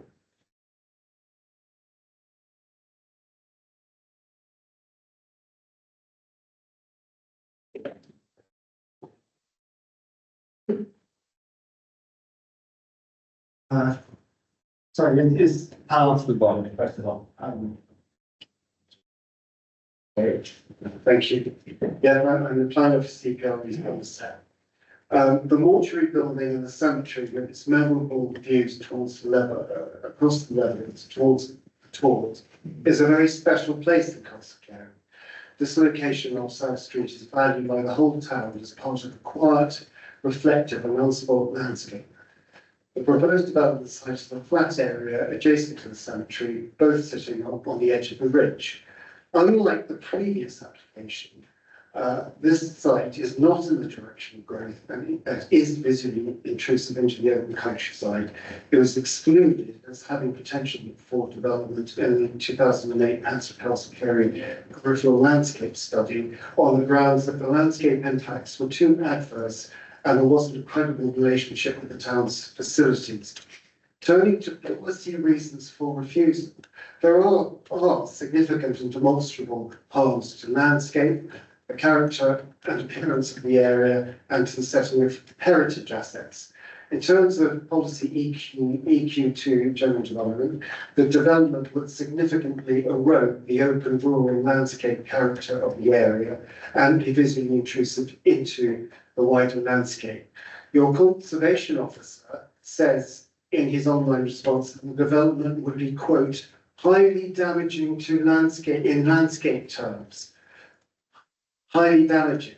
The conservation officer also pointed out that the backland in-depth development is alien to the linear development along the South Street conservation area. So it's also contrary to policy EQ2 general development for that reason. In terms of policy EQ3 heritage harm, the proposed site lies between the mortuary building and the conservation area. They are both heritage assets. All heritage assets have settings. The development site is a key part of their landscape setting. As your heritage conservation officer found that the development would be highly damaging in landscape terms, in NPPF language, this would mean less than substantial harm to the setting of heritage assets at the high end of the scale, contrary to policy EQ3 historic environment. In planning policy terms, there are significant demonstrable harms that cumulatively outweigh the benefits of the scheme. Thank you. Thank you. Thank you for being brief. The next speaker I have is Trevor Oates from Castle Carey Reserve Against Food.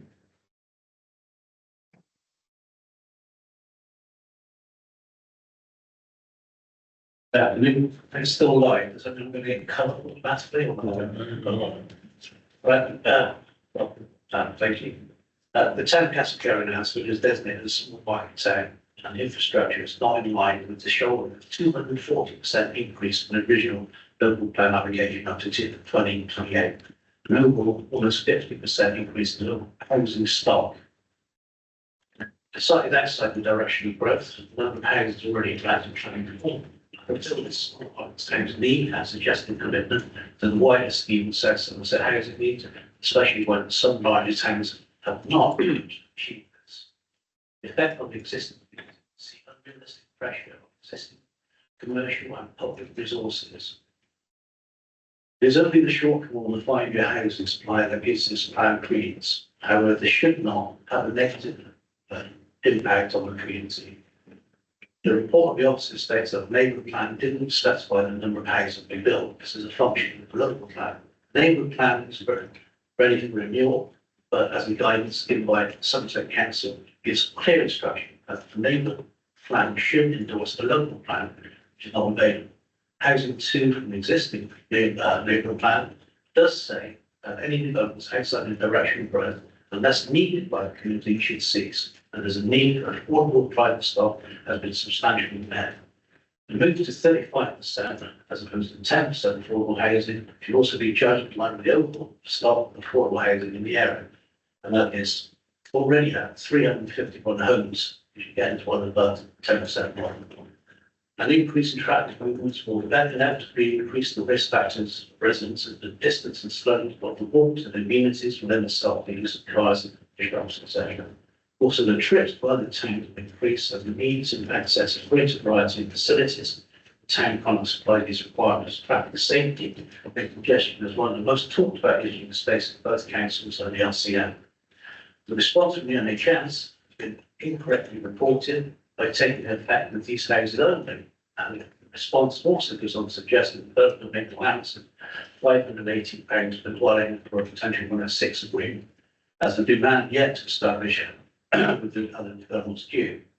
The dentist example, so the two triple rooms in the past year, only tried this is not enough to current demand, let alone for further 650 houses. The effect of the education on the education facility is also taken out of context of early enhancement of this development.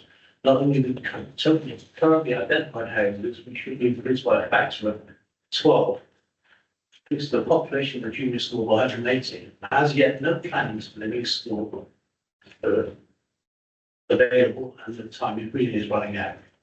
At present, there are 600 pupils based in Ansford, 524 on golf, projected to be the full. Can you bring the remarks to a close? Yes, sorry, the primary school has 236, and then that's why we've got the section 3. Sorry, one of the retrieval sewage serves an independent treatment facility. As this been there, was not going to be connected to the new. Thank you. I think so. I think. Well, there's a cumulative effect, impact of being substantial. Thank you very much. I'm going to call on the local members to experience the presentation now. Henry, you lead? No problem at all, Mr. Chairman. Kevin would also like to speak. I wish to speak on the habitat regulations. Please don't groan. It is written in black and white that all mitigation proposals have to be policed by the local planning authority, bracket Somerset Council, for a period of a minimum of 80 years. We should not be passing any planning application based on anything but a sewage mark until the council have appointed an officer to do these inspections. It is our legal responsibility to ensure that these inspections take place, and until we've appointed an officer to do this, I do not understand how we can fulfil this legal obligation. We are having problems attracting people to work for this council as enforcement officers, and we all know that without enforcement officers, there's no point putting in conditions on any planning applications. The committee has to ensure that these inspections are written into the 106. It mentions in the report the equipment to be used must be cleared by Ofwat. Nowhere is it stated that the householders are going to have to pay in competition with the water companies for the chemical to dose the existing sewage exiting the digester. The inspector will have to visit the site regularly to ensure that there is chemical in the dosing equipment and it's being used. In both the digester and the dosing part, the phosphate is deposited in the settling tanks. These tanks require regular emptying and should have a condition that the contents cannot be spent in the river catchment areas affecting the Somerset levels. The ditch into which it is proposed to allow the outfall from this development empties into the River Carey, which is at the bottom of the slope from behind the development. And even at 0.3 phosphates, it is going to add considerably to what is coming out of the sewage plant. I wish to correct the last application. There is no shortage of affordable housing in Castle Carey as I speak. Stonewater have a site with 100% affordable homes, which is not yet built out and is nowhere near full because they are bringing in people from Yeovil and Bridgewater. And Castle Carey in itself has no affordable housing problems.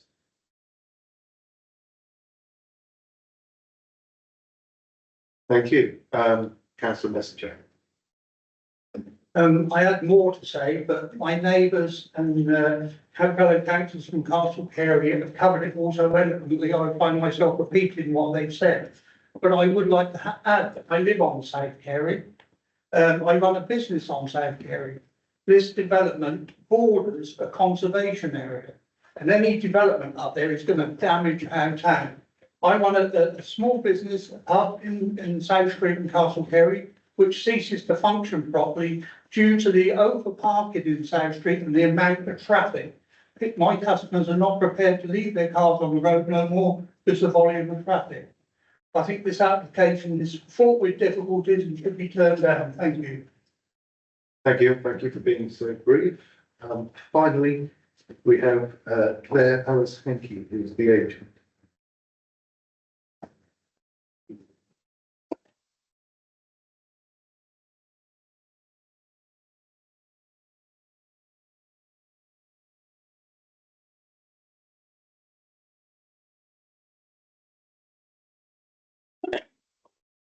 Thank you, Chair. I speak in support of this outline application as the planning agent. This application follows a pre-application that started in 2042 with various offices of Somerset Council. The overwhelming response from Somerset Council during the pre-application stage was one of support for the proposals and encouragement to bring the application forward. This was in the context of having a feasible site mitigation strategy from the outset, and also the deficiency in the fire house land supply. The land supply in the south area of Somerset Council has continued to decline, with our own situation well over the line of the year. As the comments, the planning despite the delivery of housing in Castle area and related, because I'm not sure there was the same thing as well, and this is significant deterioration. Taking into account the nature of expense for the all in land supply. Equally, they include no conflict, they may land, moving on runoff, or deleting of the MPA. The site like sustainability expenditure are highly effective. The site like regulatory during the development of our Greenhouse area is well related to increasing the wall and is within the ordinances of a range of government. Furthermore, the site lighting is significantly of the networks around the site. In respect that they will be instructed over, the book members will see their judgment from judgment. You expect that I help you there, the NHS and further their institution pattern, they're and not as the publications as a page. Accordingly, there is no defense of providing to the local structure. We have worked extensively on that, so there's only things important today, which is just policy compliance to reflect all relevant technical considerations and as evidence of use systems. The scheme includes around the plan and field organization to include hard to web of the for the wall and to split by way to build processes for website like the site and the training in the online with the aggressive and the taking into consideration by analysis. The committee of the all lines and its proposed analysis and the wall with the community by basis means expended by council the vision of our countries in full homes. The quality contributions to this record by developing again, limiting the economy, significantly outweigh any other sectors. Given the complaints with the government on and strong recommendations as well as the pre-action. There also is not sufficient for us to justify review of this application. And then I urge for this previous indication and the other it's the honest. Thank you very much. Thank you very much. This is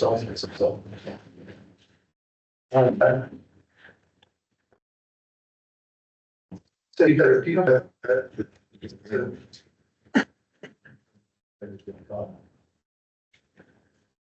so we go quickly to the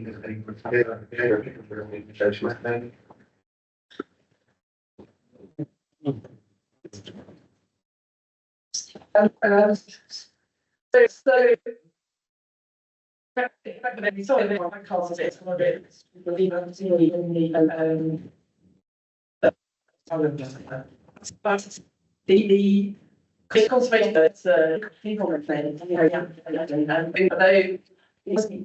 area it's the north. Here, he did say that he wrote no children he thinks that there was an element to stand with the palm without her own scale. It's fine for them. So we find not looking at it to find that the other lane out without vaping.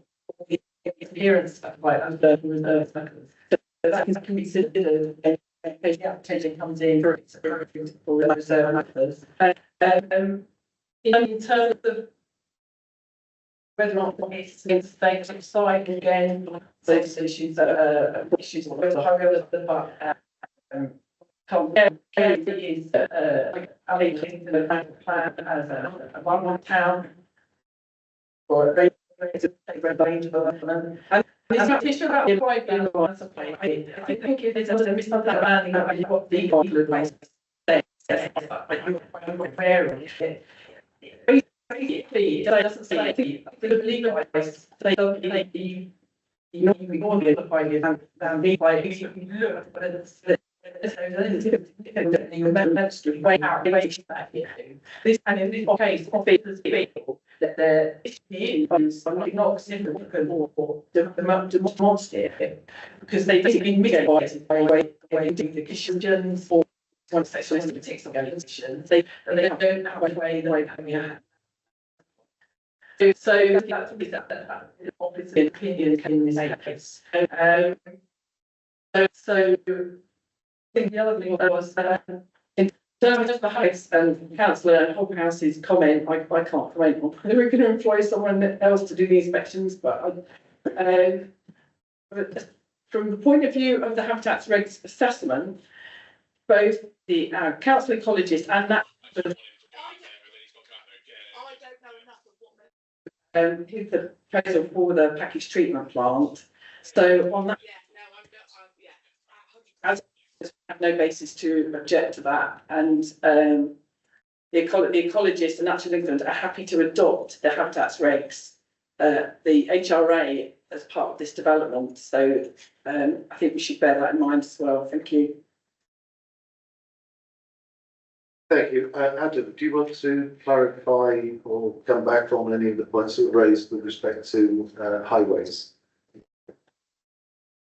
Thank you, Mr. Chairman. Unfortunately, the sound quality coming through the internet is absolutely appalling today. It keeps dropping out and becoming very, very broken up. So I missed an awful lot of what was being said then, but what I would say is I'd just refer members to the comments made on the previous application. We've looked at this. The impact on the highway is going to be basically one trip in the peak hour every 2 or 3 minutes. They have a site that is big enough to be able to create the access to standard. They can put in footways on the site frontage.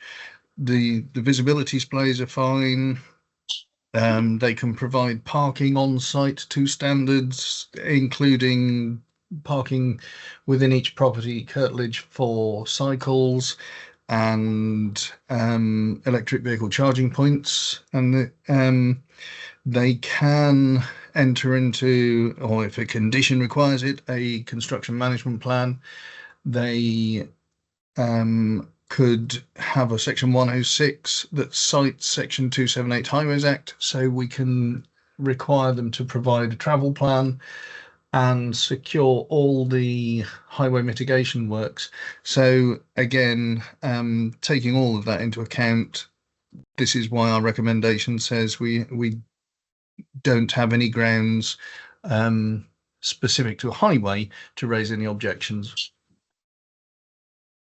Thank you very much. Members, do you have any points of clarification on the points that have been raised? William? Thank you, Chair. Now, I'm sure it must be in the report, I've just missed it in reading through, but I just want some clarification. One of the speakers, although I'm also saying the speakers were very eloquent today, but made a very good argument. They mentioned it was grade 1 agricultural land, but I didn't see anything in the paper about that. Yes. Apologies. Very.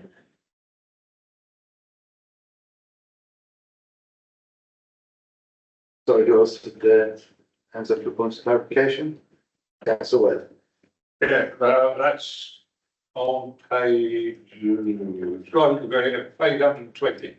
It's one liner, and it was on that. If I could the officer or someone clarify what it says in the NPPF about grades of land, particularly grade 1 and using grade 1 building, because I seem to recall it was not encouraged.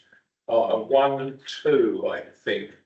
And then it went down to 3A and things like that. So can we have a clarification, please, on the use of grade 1 land?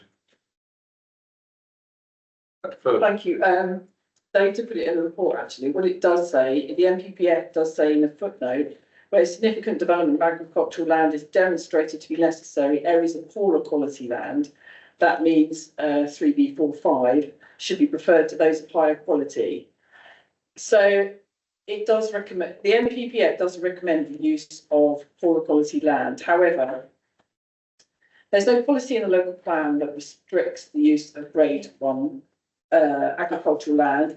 And the way we've argued it is, yes, we understand that it's agricultural grade 1 land. However, it's only 2.7 hectares, and there's a significant stock of grade 1 agricultural land in South Somerset and around Castle Kerry specifically. So if this was the only parcel of grade 1 land in the facility, that would have a higher weight than at the moment, than the fact that it's 2.7 hectares in a larger area of grade 1 land. So on that basis, it's been argued in the report that it's not significant a reason for refusal. Can I ask a further question? Sorry. Yes, please. Yeah, it's not on that. Don't think that I think I beg to differ on that one, but there we are. The mortuary, is it mortuary building is put on the map, it's the part of the cemetery. Is that in any way part of the preservation area, or is that, has it got any listing on it or anything like that? I don't think it has, off the top of my head, I can't remember. The conservation area is further north. It's a non-designated heritage. Thank you very much. It's a non-designated heritage asset, yeah. Yes, thank you. Thank you. Councillor Osborne? Yeah, I'm going to go back to the issue of grade 1 land, because actually overall there's very little of it. We don't have a huge amount, and what we have, we should really hang on to. What I was going to ask on that was, I actually thought at some point a ministerial statement was actually issued, possibly in parallel or after NPPF 23 was issued, making it clear that we should not be using grade 1, grade 2 and grade 3A land. As far as I know, that is there. What weight it has, I don't know, but the fact that it went as far as a ministerial statement indicates that it was a matter of grave concern. And until we know what a new government is going to do, we have to stick with what we've got. So it's really a case of where do we stand with that one. The other part is, I'd actually like to see someone draw the conservation area on that map if you've got the cursor. Can you make the picture bigger, please? I don't know whether I can or not. Hang on. It's round South Street, isn't it? Okay, so can you show the precise boundary? No, not off my head. Because I think that's important, because I got the impression from what one of the speakers said was that it actually sort of covered the houses that were on the right-hand side to the east. And that's the impression I got. So I think it's actually important that we actually do have a map of that conservation area. If someone could dig one out and possibly share it on screen, that would be really helpful, because that is a matter of concern and it is a matter of importance, and it is something that contributes to local distinction.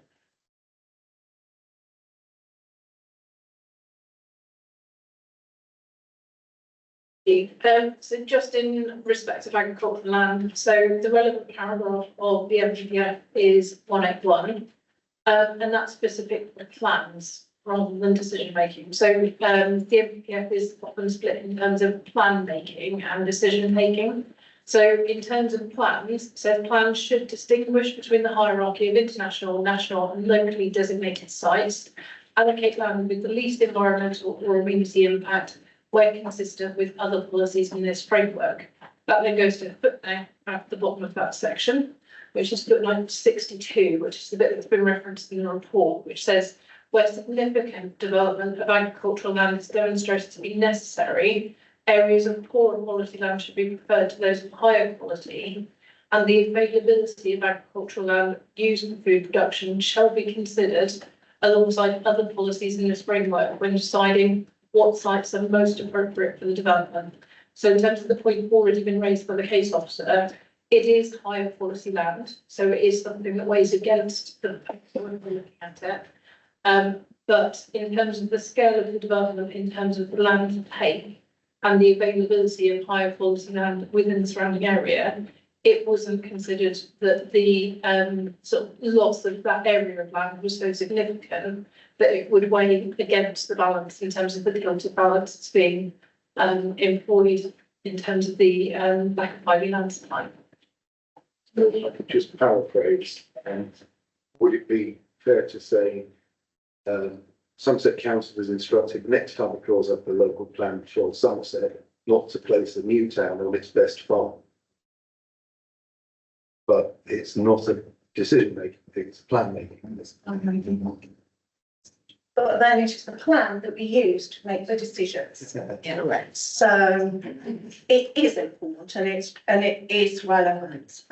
Leaving that aside for one moment, because I have my own views on using grade 1 land, and as an aside, the wheat harvest for this year is down by 22% in the UK. So you might want to reflect on that before you start taking agricultural land out.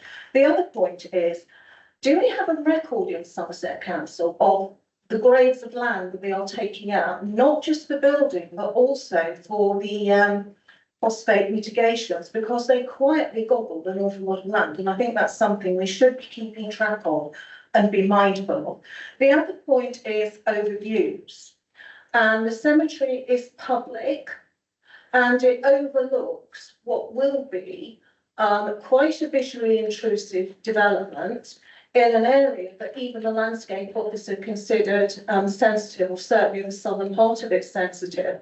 Whilst private views are not a material consideration, public views certainly are. So what weighting would be attributed to that?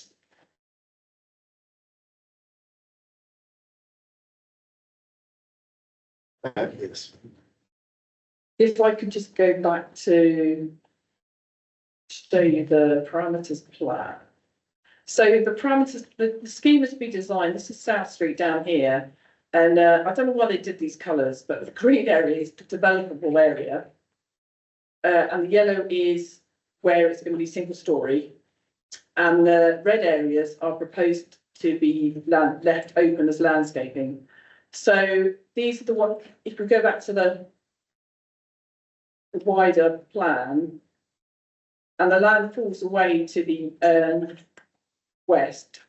So we all have extensive areas of landscaping. Bear in mind that parameter plan is something we can condition, so that any reserve matters comes in has to respect it. So that it has to include large swathes of landscaping to the south and to the west, where the views are most important outwards, because we've got existing agricultural land and the land falls away to the west. So I think that is mitigated, and the landscape officer agrees that that's mitigated, which is why those areas were negotiated by the previous officer.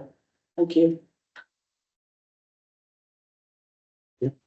So just in terms of adding to that slightly, obviously there is detail about the peripheral landscape study in the planning policy comment in terms of the consultee responses, but also in terms of conditions. Even though it is an outline and even though we haven't got the detail of landscape is controlled by conditions 6 and 29. So that's on page 124. And it's also got a construction environment management plan and a landscape environment management plan as well. So in terms of heritage and biodiversity and things like that, we are happy we've secured those conditions on the application. Yeah, but I still don't think you've answered the question, what weight is given to the public view? Sorry, apologies. Within the report, it specifies it's not a designated landscape. If it's a designated landscape, the weighting is greater. If it's an OMB in particular, it has the greatest amount of weight as set out in the NPPF. As a non-designated landscape, what we look at is where the public vantage points are, what the current landscape visual impact assessment, which looks at what the current level of impact would be versus when you build out the development, then what the level of impact is. They also have a specific language like the heritage officers.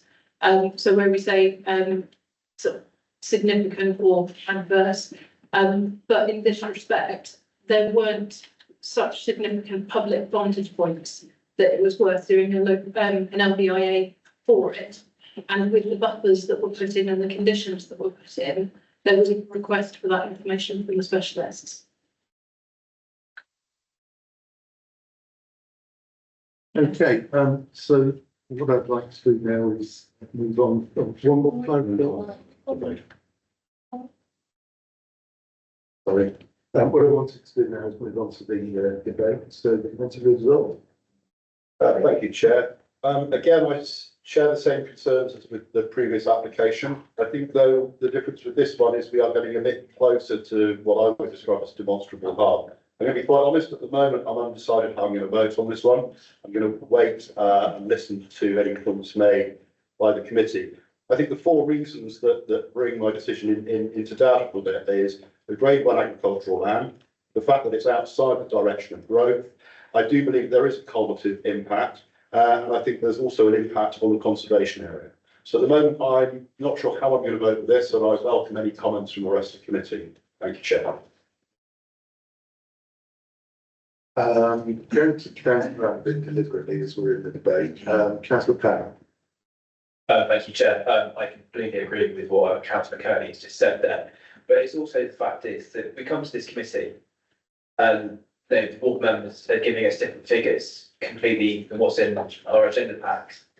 For example, with the amount of social housing that is in Castle Carers, you know, it puts you in a bit of a difficult decision, you know, when you've got different figures coming from different people.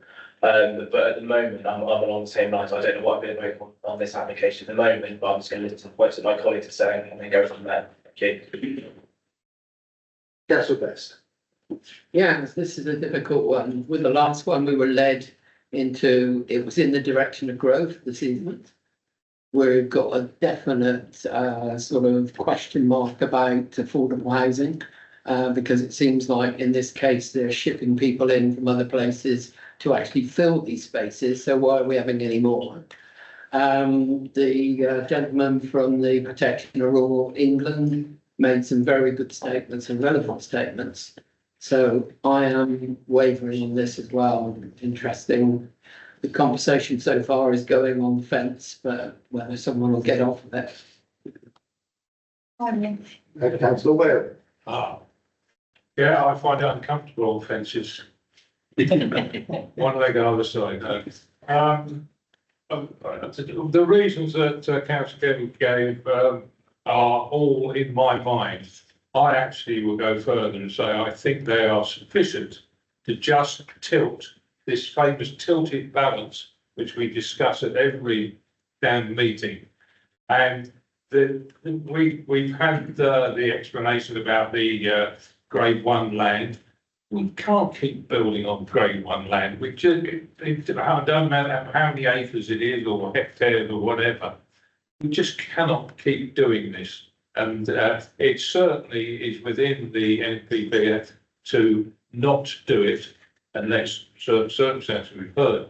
So that's one reason I will be voting against it. I think that there hasn't been enough weight put in the report on the conservation area. I think that is really relevant to the town. This is the southern approach, I understand, and this is a conservation area for that reason. And we haven't seen that much weight put on it. I am going to put weight on it. That's another reason I'm voting against it. And the fact about the cemetery is very interesting. Yes, all right, it's not listed, but we have heard that it is a, what was it, building of designated heritage, undesignated heritage. Thank you. Well, we've got to look after those as well. So for those reasons, and Chairman, don't ask me to give you reasons in full. I'll ask some help there, but I would actually like to propose that we don't allow this application. Thank you. I'm just going to pause the debate for a moment. I know there's three of us still to go.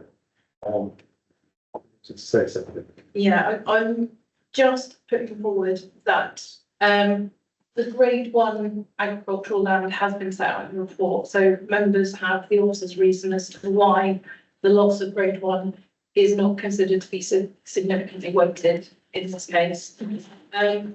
The impact on the conservation area has been considered by the conservation officer, who concluded less than substantial harm.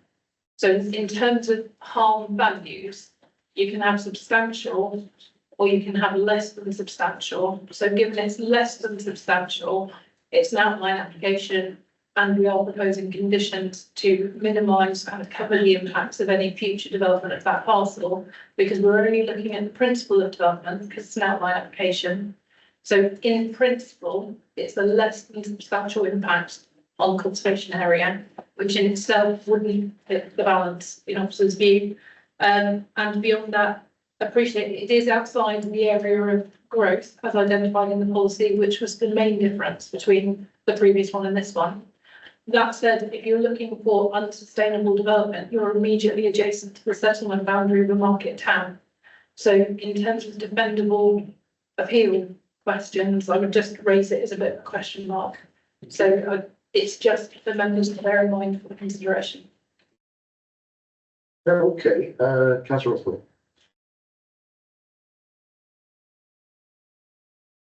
Thank you, Chairman, and I'm happy to second Councillor Wales' overturn of this officer recommendation. I think Councillor Well made it very clear he wasn't making a proposal. He did. No, he wasn't. He did. He wasn't alluding. He said he didn't want to make word. That's what I said, yeah. Yeah, he did propose it. He did. Sorry, he spoke against it, but I thought you said quite. No. He didn't want to give precise reasons. He didn't want to give the reasons in the planning objection at the moment. What I said, Chair, was I would like some assistance if asked to prepare the objections properly, as you will no doubt ask later, as you normally do. Okay, can we, I'll bear that in mind. So you're seconding, you're proposing an adjournment to. No. No, I'm proposing the. What is your substantive motion that you proposed? I can't give you, Chairman, I mean. Chairman, at this stage, he hasn't even got a seconder and we haven't even taken a vote. We don't get down to that side of it until we've actually taken the vote. Exactly. And I am happy to second this application, mainly for the reasons Councillor Wayne has given, but also I think we have underplayed the fact that this is the gateway, the southern gateway into Castle Carey, historic market town, which has a unique character of its own. And one of the things that they have in NPPF is that you respect and enhance and conserve the unique characteristics. And a modern development laid out in the way it is, on two sides of what could be the conservation area, because no one has actually put the definitive map of it up, is going to have an impact. And that seems to have been underplayed, as does the landscape impact, because this wasn't in the initial peripheral landscape study. So there are landscape and conservation areas. There is also the other issue that as of 2 hours ago, there's probably now knocking up to 1,000 outstanding permissions which have yet to be processed in Castle Carey. So it is way over. Now, we haven't had time to consider Edward Ware, the Secretary of State, fully for us all to look at it and understand it. I'm not even sure the officer had time. And that could well be another factor. And both local members spoke against it. So I am more than happy to second this because it is an unnecessary development for Castle Carey. It doesn't need this. It's got the affordable housing. It's got just about under 1,000 houses going to come if all those permissions come forward. And the odds are they're probably a logjam in our poorly resourced planning system and legal system. So once those come forward, you're going to have plenty. You don't need to be robbing Castle Carey of its grade one land, which you may need in the future. Thank you. So the advice to members is not to try and get you not to vote on something. What we need to be clear on is what the objection is. So I'll come on to that in a minute. There were three general points raised by the first councillor. Secondly, the main thing I was getting from your comment was insufficient information in terms of the proximity of the site to the conservation area. Yeah. And therefore awareness as to what the impact would be potentially, which I think could be addressed and brought back to members if deferred with additional information, so members are clear what they're actually looking at. It's an outline application, so you will not have the detail of the development at this stage. The conservation officer is satisfied that it's less than substantial harm. So I would be very nervous as a member making a recommendation on conservation grounds. But if it's felt that further information is needed in terms of identification of where the conservation area is, the constraints of it relative to the development, or further information in terms of the case that was brought before us within 1 minute of a previous application. So if members want to have more information to look at that, we can take that away as deferral. But at the moment, there wasn't clear planning reasons for the first comment to be seconded by yourself. But from the comment that you've raised, I think it's insufficient information which could be addressed by deferral. Can I also add that one of the speakers mentioned about backlands, which are a very important part of market towns and of villages. And I have to say that from previous experience in another part of the world, that actually backlands and the damage that can be done to them potentially is something that the planning inspectorate takes very seriously. And that would be a material factor as well. And I think that was the case in Yorkshire. I can't remember the name of the council. It was one of the North Yorkshire districts. And that was a case where someone wanted to go into backlands and the impact that it is on it, because it's seen as very important in terms of economic and social and visual history. And I really do think we've underestimated the conservation value and the impact on the gateway of South Castle Carey, because this development, no matter how many trees or shrubs or other pretty little things you want to put round it, it is still going to do irrevocable harm to the southern gateway of a historic market town, which is also a very valuable asset in terms of the economic and the tourism economy of this area.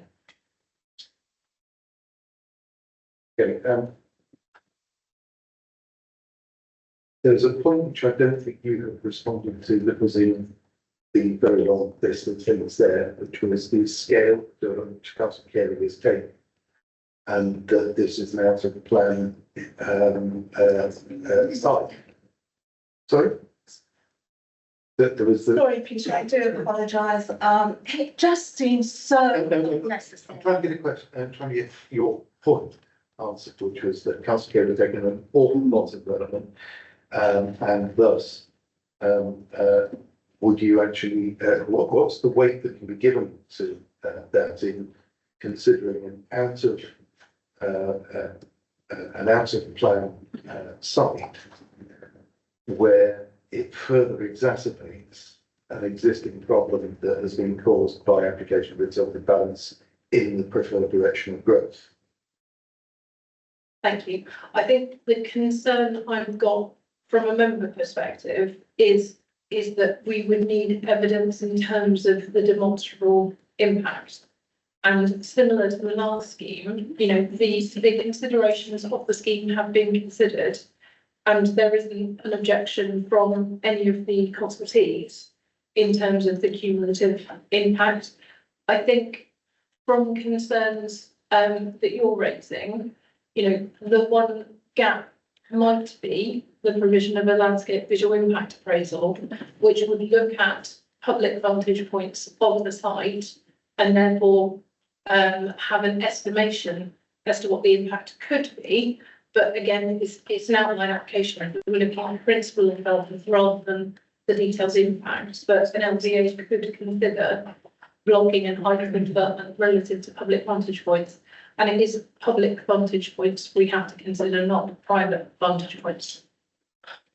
Just before we move on, conscious that at least one of us spoken yet, would we not have that appropriately for an outline application from the original peripheral landscape study work that was done in Plan Link? The peripheral landscape study that would have been done as part of plan meeting was for the policy team to determine how they want to develop and how they want to allocate growth for Castle Carey generally. As the site falls outside of the growth area for Castle Carey, you would then look at what the visual impact of developing that site could be. So an LVRAA could be presented by the applicant to look at public vantage points, but I would strongly encourage if members are concerned about visual impact on the Green Gateway, which is what I'm hearing, we would need the evidence to back that up at an appeal. So I would suggest that we would need that information as part of the planning application to bring back to members to have a look at and then see if you are satisfied with the conclusions or not. Okay, Councillor Page. Thank you, Chair. This is actually my first appearance at the Area South Planning Committee. I've just been appointed. It's an interesting experience. And I have been impressed by the quality of the debate from fellow councillors, but also the presentations from members of the public. I'm not against appropriate development because we do need new homes for people. But the old saying is, you know, the right homes in the right area. And the previous application, I did support, as you're aware. But with this application, I share the concerns of many other people, particularly Councillor Ware and Councillor Osborne. I'm concerned that it's not in the appropriate direction of development of Castle Carey. It's also very close to a conservation area. And I think one of the great qualities of Castle Carey, in fact, I think it's a jewel in Somerset, is the attractiveness of the market town and the appropriate size it is. And I think that brings in a lot of tourism heritage to the area, together with places like Bruton and Somerton. I'm also concerned that it's also very close to the cemetery, which probably is going to have to expand in time, and that might be a better use of part of that land. And I'm also concerned about the visual aspect and that approach to Castle Carey, which Councillor Osborne has made. So I'm minded either to ask for it to be deferred for more information or to take it down. Thank you. Thank you. I thought this was very eloquent. I'm aware that there are 4 people in a queue with points of clarification. Thank you, Chair. Having heard the officer's responses, I have a question of clarification. So in relation to each consultee, the 4 points that I raised, the agricultural land, the growth, the growth outside of the direction of growth, cognitive aspect, and the impact of the conservation area. So each of those, I'm being told that the consultee is that there is less than substantial harm. But if we have the cognitive impact of all 4 of those less than substantial harms, do they actually add up to a substantial harm? And that is the clarification that I want. I accept that each of these in isolation could be said to be less than substantial, but I think when we put all 4 together, does that not go towards it being a substantial harm? I think this will decide on how I'm going to vote the answer. So thank you, Chair. Thank you. I'm going to confuse you probably. The less than substantial terminology is specific for heritage. So it is less than substantial harm on heritage ground. So in terms of conservation impact on the non-designated heritage assets, that impact is considered less than substantial. In terms of the test that members have to look at, it's the significant and demonstrable impact as a result of approving the application, weighing against the benefits of refusing it. So in terms of the 5-year land supply, it's delivery of housing, it's delivery of affordable housing, it's considered by officers to be well connected in terms of its adjoining the settlement of a market town. So in terms of, whilst I accept it's not in the direction of growth set out in the plan, it still balances in the weighted favour for the application. So the conservation impact is less than substantial. There is an impact in terms of loss of grade 1 agricultural land, but again, that's been justified out in terms of the scale relative to the scale of the development. And I think the other issue was sort of the visual impact and stuff. If members were really concerned about the potential growth of development in this location because of visual impact, the one thing I would strongly encourage would be deferral to allow for an LBIA to be carried out, because the case officer saying there is one. So do you want, is it possible to summarise what the LBIA picked up on? And why is it not in the report? Well, there is a summary of the assessment in the report.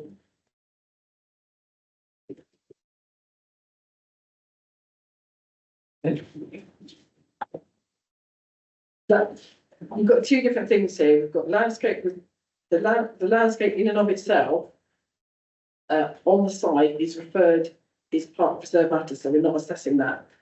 So if you look at the wider landscape, I did put a cross section. This is one of the cross sections from the LBIA, which is the reason why we've got the landscaping buffers around the western and the southern boundaries. I mean, that's the reason they're there. And it's perfectly reasonable and normal way to mitigate for landscape impacts by putting planting in. If members disagree with that, I mean, that's what we normally do as planners, is ask for planting as mitigation. And these are, if you look at the parameters plan which Dave negotiated, these are extensive buffers. That's 3.85 metres. So 3.8 metres and 2 metres, that's a fairly substantial buffer. And we've got, and then down where it's the yellow, it's single story housing. So that's how they've dealt with it.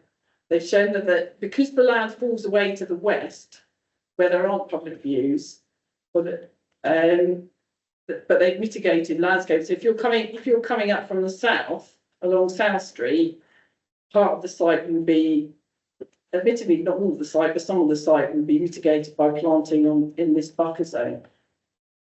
Which, as I say, we can condition this. So any reserve matters applications coming in would have to adhere to this parameters plan.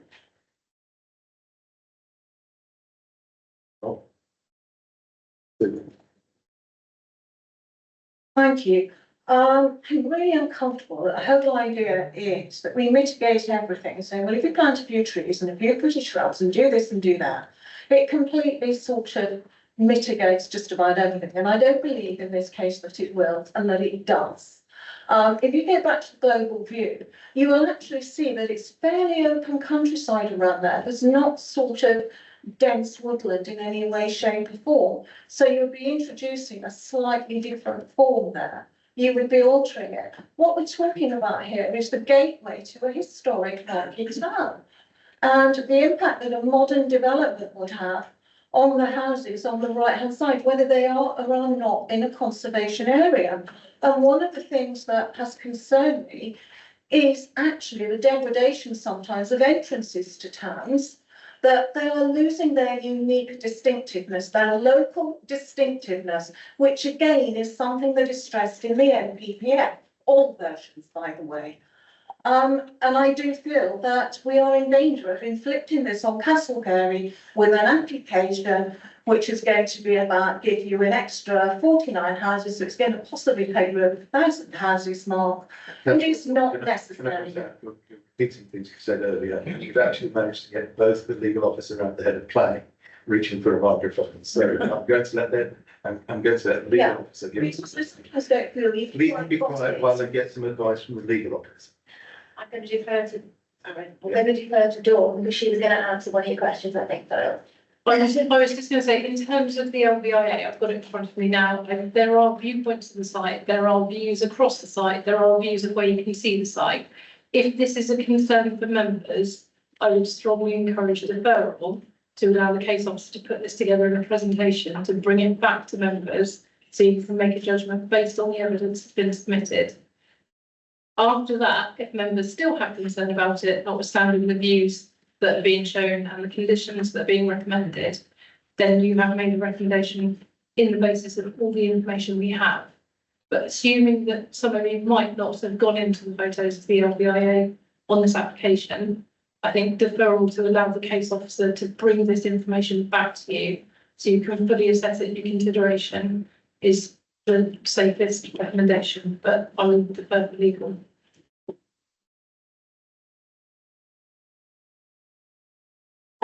Yeah, sorry, I'm going to be unpopular with what I'm about to say. So I'm just going to give the warning to members that I'm hearing that everybody, or most members seem to not be content with the application of the recommendation, but that you need to have those clear, precise material planning grounds for refusal, and that those refusal reasons can then be substantiated and evidence provided at appeal to ensure that we don't get costs against us if the application is then approved at appeal. So I sense that there are two for Councillor Will, please wait. There are two members of Council who have indicated further points of clarification. And then I was going to propose that we take a short adjournment so that Councillors Whale and Osborne can confer with officers to actually try and meet the tests that the legal officer has pointed out we're supposed to make in a motion. And then we'll have something I feel that the committee can consider. At the moment, it's just a no. It needs to be no for a reason. So we need the word. We absolutely need the word. Thank you, Chair. Well, I was hoping for a nice simple answer to my question, so I can make a nice simple decision, but obviously, well, it wasn't going to be the case. So if I can reframe the question to the officers. So with the reasons that you've heard today, in your opinion, would we struggle to defend this up appeal? Yes. I was just seeing if I could find the conclusion of the LBIA for the so the conclusion of the LBIA states, so the northern part of the field to the north of the existing vegetation where the built form will be focused has been identified as an area of moderate landscape and visual sensitivity with moderate capacity to accommodate built development by SC. The site is not recognised for its value in terms of landscape relevant designations, although the settlement of Castle Carey immediately to the north is recognised as a conservation area. There's also scattered scheduled monuments and listed buildings present within the study area, largely focused within the adjacent conservation area. They look at the direct and indirect effects on landscape character, including landscape elements, landscape relevant designations, visual immediacy receptors and views, and then look at the sensitivity of the design. But effectively, in conclusion, it's situated largely well-contained regular field, which will be enhanced through extensive additional planting. The proposed development we selectively perceived largely only in close proximity and from selected open locations to the west. Will be both visually and physically connected to the existing settlement, and the proposed development will not dominate or influence landscape, be out of character with the surroundings, or dominate key views. So a slightly more confusing thing for members as well. In terms of heritage, there's specific designations, but also in terms of landscape character, there are degrees of rating. So in terms of impacts, just thinking, there is sort of major, moderate, minor, negligible, neutral. So if there was absolutely no impact whatsoever, it would be a neutral impact because there's nothing to report on. Negligible means there's a tiny bit of impact, but it's nearly inconsequential. Minor means there's some impact, so we need to do some mitigation, potentially conditions. If it's moderate, that's more significant impact, and we have to think about how we control that or minimise or mitigate that. If it's major, that's the bit where we start looking at refusing applications for significant impacts. The worst scale of impact I can see in the LBIA is minor impact. And based on that and the conditions that are being recommended, that's why officers are saying we feel you would struggle to support a refusal on visual impact grounds. But if it was something members were concerned about, I would be really comfortable to take it away, give members a proper summary of this document and the conclusions of this document to enable you to make an informed decision. Okay, councillor Best jumping up a bit. Councillor Power, you did have indicate that you had a further point. No, well, I mean, there's no point in going into it because I completely agree with what council was, what council well have said. And you know, what there's no point in going into what I was going to say to be honest. So, okay, that's councillor Best. Right, can I just, there's one more thing, just a clarification. I'm bringing the gentleman back in again, the CPRE gentleman earlier brought out 3 reasons for objection, which I rue now that I didn't write down. How can you respond to those 3 reasons? I know he's not a member of the committee, but they were things that were put forward at this meeting, and I would like a response from the planning office first. Thank you. Mr. Chairman, if my comments are going to be commented on, may I ask for the right to say something in response? Could you approach the table? I just want to confirm what you're doing.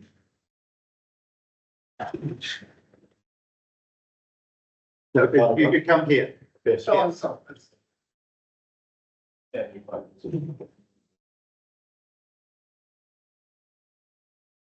That's one thing you can switch.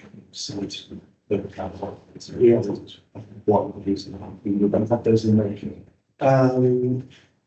Do I have the, I don't have a copy of the plan with me, you get it? I know the plan. You have positive projections. Yes, it is from the two.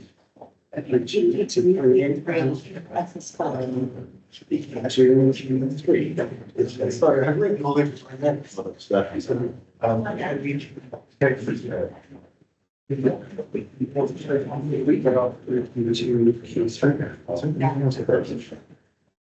It's not on this. Nice. I think you'll find that we know this way.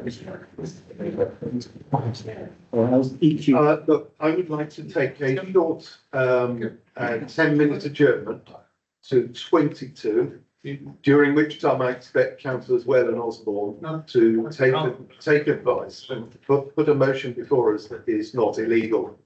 I have had my hand up sometime to make a point. Okay, all right. Thank you, Chair.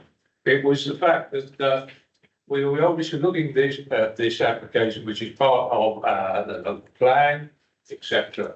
And I would like to suggest that had this come up in front of us without the 5-year housing supply problem, we would have refused it without any, in my opinion, without any shadow of a doubt. So therefore, we move to the tipping balance trick.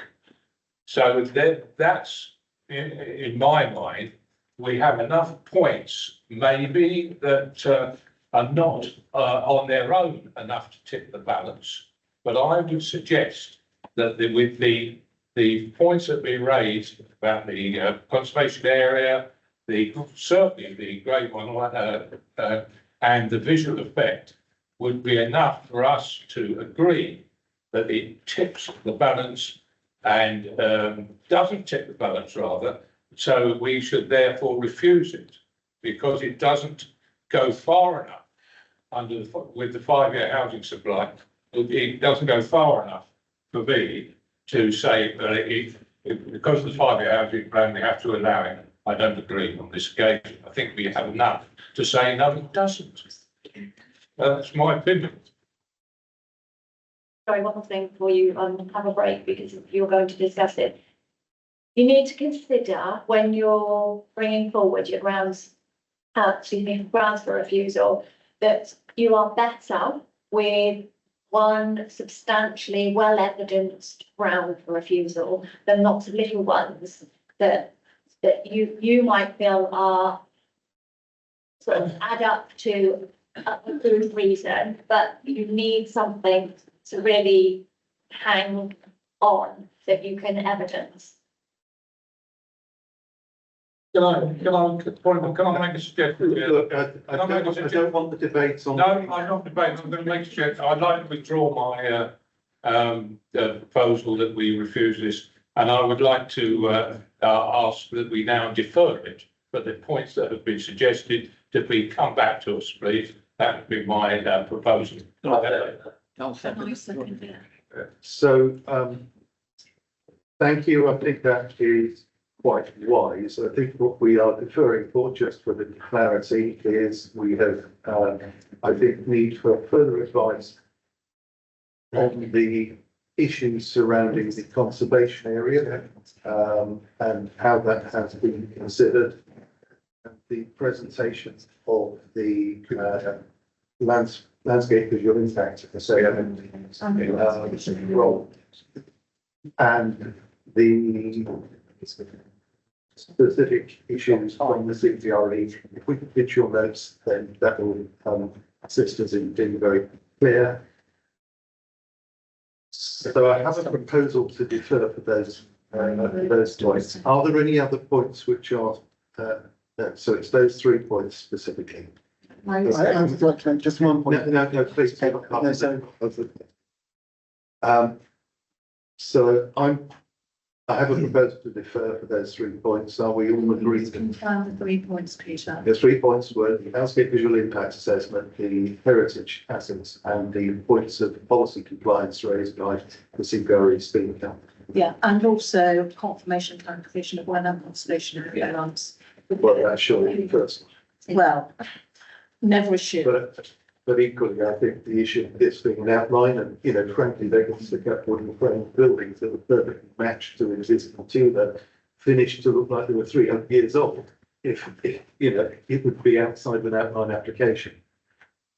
So, so we've got to get early on that. So anyway, the point is the deferral for a presentation on those issues.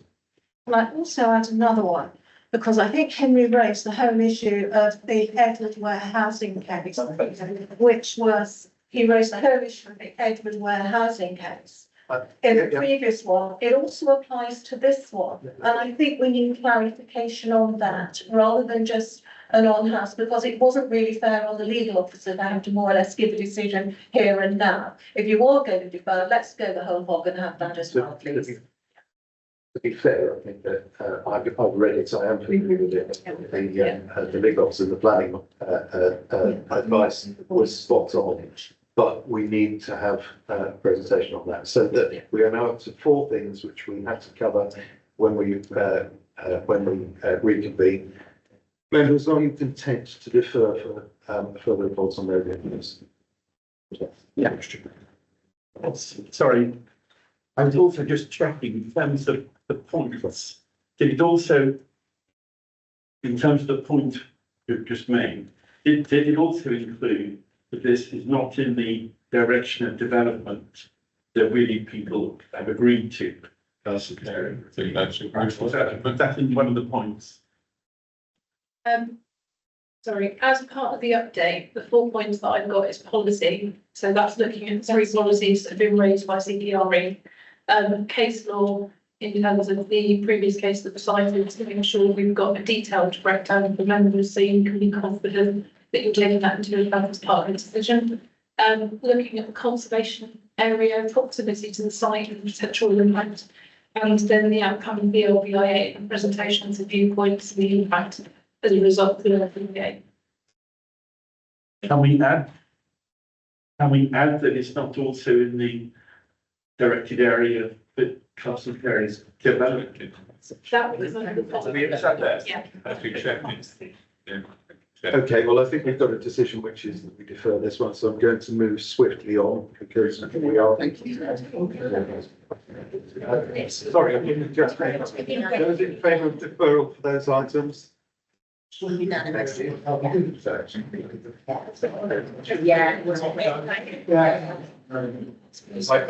I'm going to press on with the next slide, just to try to checking that we are losing two members. Yeah, definitely. This is being recorded. But they can play back the CPR. They're not being played today, is it? Sorry? It's played. No, we can play back. The transcript. They're being written all over it.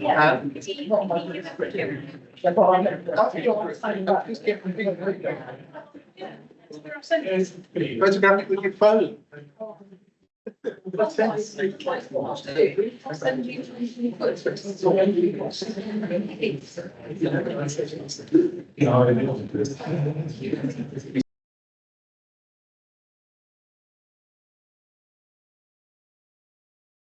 All expected.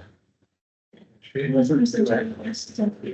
which case, we'll move on to the next item on the agenda, which is agenda item 8, Raymond's Farm, Underhill, Penselwood, Wincanton.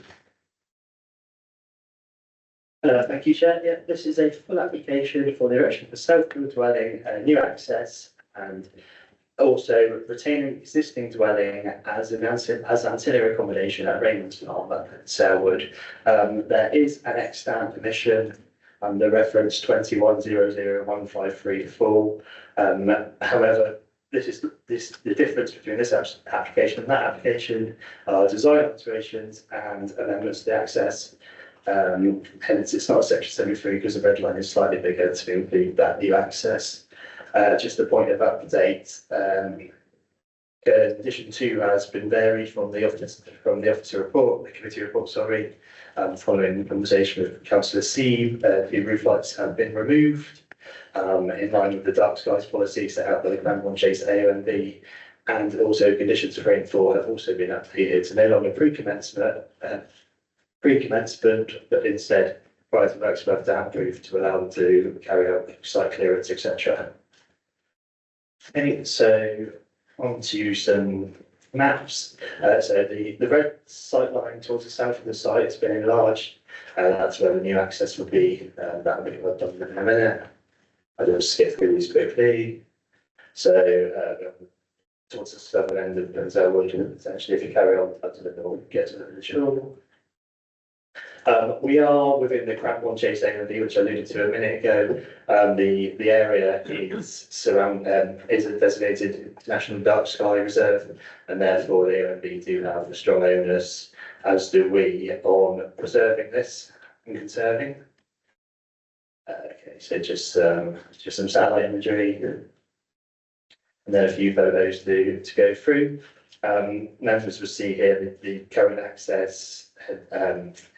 It offers more visibility and more turning when heading south towards the A303. A few pictures of the existing dwelling. You'll see in a minute that it has been sympathetically extended throughout the years. The main bulk of the dwelling will remain and will become sort of an ancillary workshop, annex, whatnot, which should be secured by condition. Just another image of some of these works that have already been undertaken to remove these extensions. And just more pictures of what will be removed. And again, so I'll just go through those. So the new dwellings proposed sort of on the bank on the right hand side of that picture. Just looking back towards the house and the driveway. Yeah, so the dwelling will be set against the bank, against that backdrop of trees that you can see sort of in the centre of the screen. All the sort of paraphernalia and structures you'll see in these pictures will be removed, which will be secured by condition and generally lead to an enhancement of the site. Okay, I'll just skip through these. Again, you'll note that the fairly verdant nature of the site is very well contained by trees and there are limited views in and out. Back to the existing access. So currently, you can't turn left, you have to turn right, or face doing sort of multiple point turn. Just the nature of the highway. Here I am, sort of stood by the proposed new access. There is an existing sort of, albeit overgrown agricultural access, historic within that sort of hedgerow. And looking in the other direction from sort of where the access would be, showing much better visibility, which can be achieved. Onto the plans now. So hopefully you can make that out on the screen. On the site plan as proposed, there's a blue line, which is the extant consent. Hopefully members can make that out. The new dwelling basically occupies the same footprint and is of a similar size. Onto elevation, so you've got sort of a traditional style 2-story dwelling with a large sort of veranda to the front. All the bedrooms downstairs, living room upstairs, the veranda. And seeing the context of the existing dwelling and the trees, the blue line there denoting the previous approval.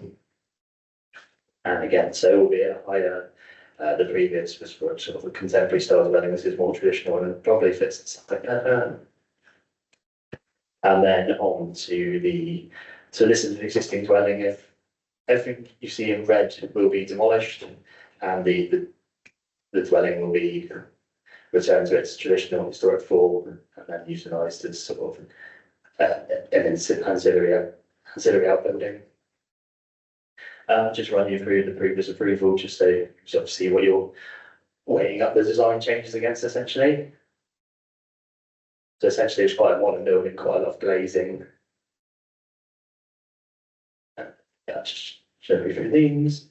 So onto the principle of development. So obviously, we've got previously established through the granting of the previous permission. Whilst it is somewhat unusual for a replacement dwelling to retain the existing dwelling as an outbuilding, a condition has been imposed to secure this, and permitted development rights have been removed sort of for any further outbuildings from the site. So where you normally have a garage, numerous sheds, etc., the old dwelling will become this. In terms of visual impact / impact on the AMB, when compared against the previous extant consent, I don't think there's any demonstrable harm, and I think the dwelling is a suitable design for the site. There has been conditions have been imposed to secure sort of the requirement of the dark skies reserve, to ensure there's no excess light pollution. In terms of highway safety, you've got a new access which is far better than the existing substandard access. And in terms of phosphates, that's biodiversity, net gain, and ecology. It's self-built, so it's exempt from BNG. A full ecology survey has been submitted, and the recommendations have been conditioned, and there is no phosphates issue, as it's sort of a one-for-one. So as such, it is recommended that in line with the officer recommendation and the conditions attached to the application be approved. Thank you. Thank you very much. I have two speakers. Zara Darlow, the applicant.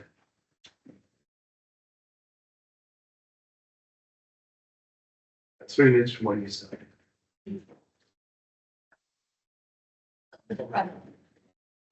Hello, thank you very much. I've lived and worked in Somerset for the last 20 years.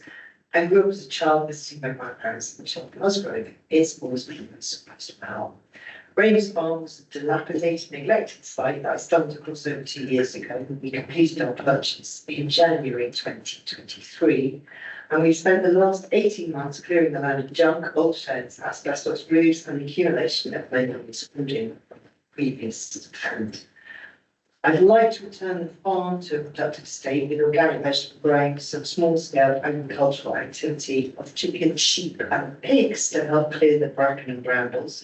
Permitting us to climb up fruit nut trees on the clear hillside and reinstate hay meadow along the road to improve biodiversity.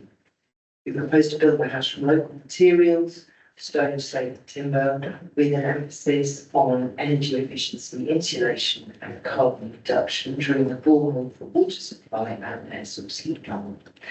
The design is of a high standard using local architects and making the most of the natural position of the building by setting it back into the living area on the first floor to take advantage of this position. We oriented the house away from the previous plans. It doesn't look straight over the house, but due west of over the valley. I hope it will look favourably on our request to regenerate the forgotten and neglected corner of the county. Thank you very much. And the second speaker is your agent, Lydia Dunn.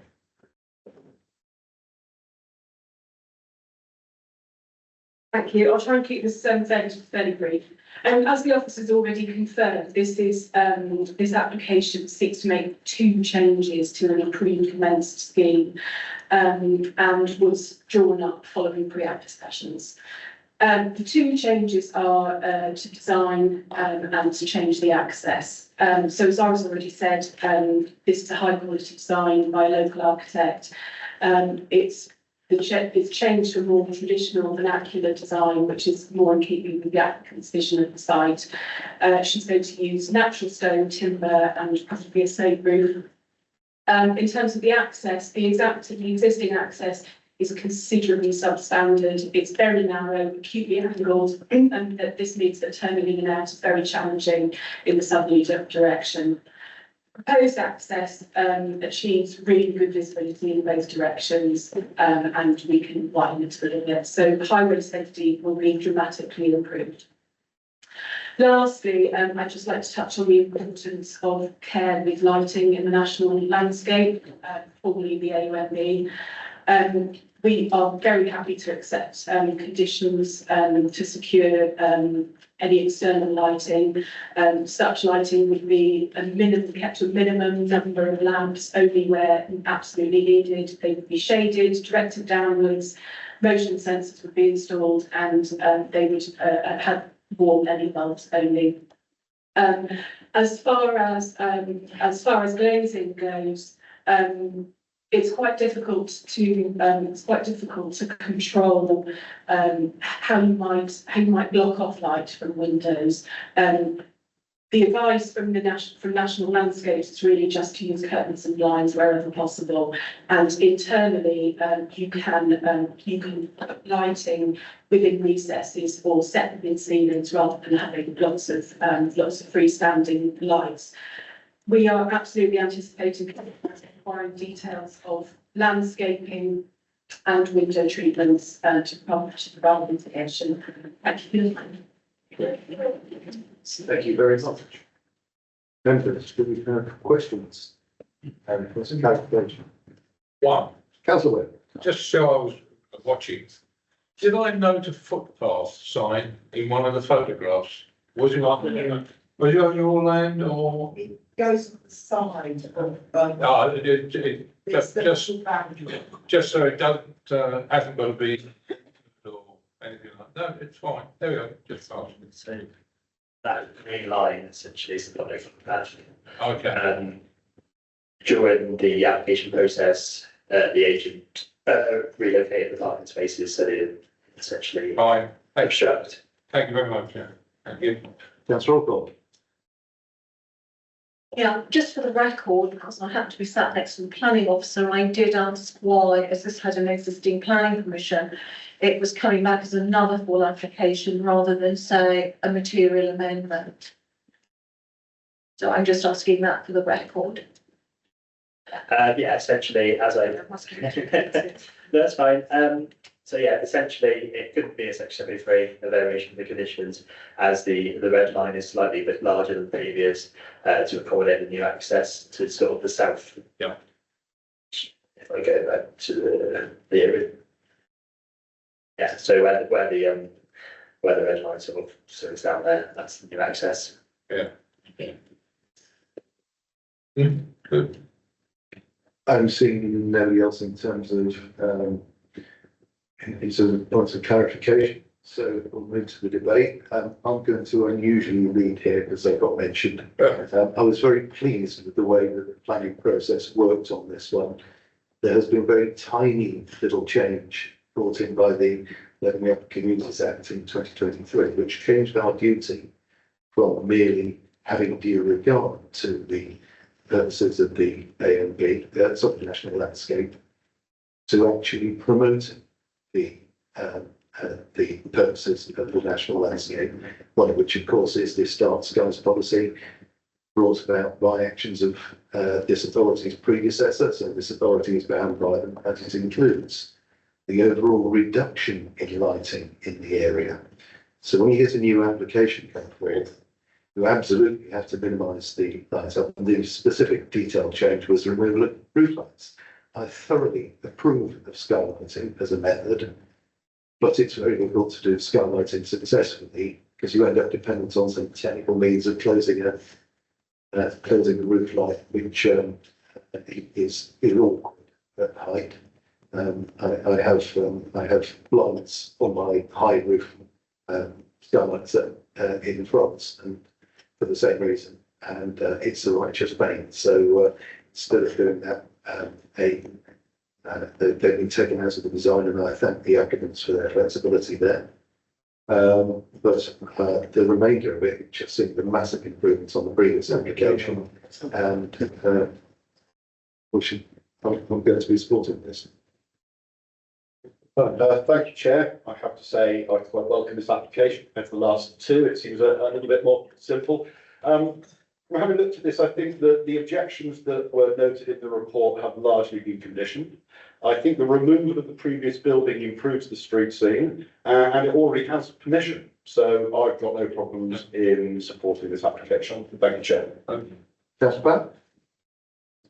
As the ward member, I know Pentonville very well. When I have to go to my parish council meetings in Pentonville, let's just say it's all been in the car. It's very dark up there, and I'm really pleased to see that you're going to take consideration to the darkness, obviously, because a lot of residents like looking at the stars at night. It's a nice clear sky. But yeah, I completely agree with what my colleague has said, and I will be voting for this application. Thank you.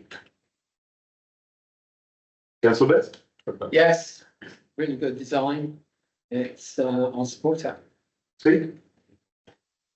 Yes, I think it's a very good plan and I approve it. Good. Yeah, I'm very happy to support this, and I wish the applicant all the best of luck dealing with livestock and all that goes with it. And I don't know, are you looking for a proposer? If you want to. I'm happy to propose it. I'll second it, Chair. So this is proposing the officer's recommendation to approve subject to conditions. Yes, it is. Oh, hang on, legal. Oh, yeah. Oh. Sorry, no, right. It's just to check, there were some amendments to issues 2, 3 and 4. Yeah. And if everybody's all right with those, Yeah, they were alluded to subject to. they're subject to them. And, Yeah, subject to the amended. Yeah. Subject to amended. Sorry, it was Councillor Weld. Up to you, Martin. Councillor Weld. Sorry, Councillor Anthony. I go along with whatever you said, and let's move to the vote. Well, without further ado, we'll move to the vote, which has been proposed and seconded. So those in favour? Being carried, thank you very much. Good luck. Wearing this very record.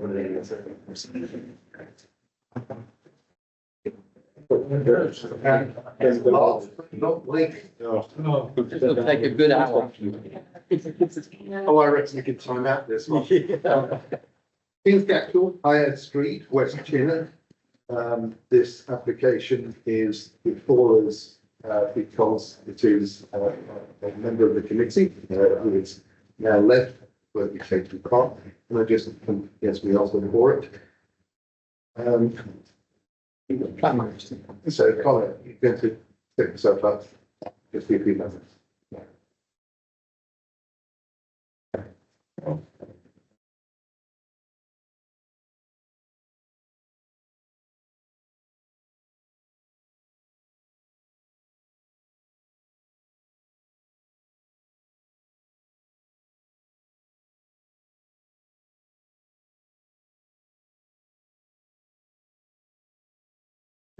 Very exciting. Okay. Again, like you said, the reason why this is a committee is because it has been in the councillor in Somerset Council. The committee. It's located on High Street, opposite St Mary's Church. It's the aerial view. In the conservation area in the listed building.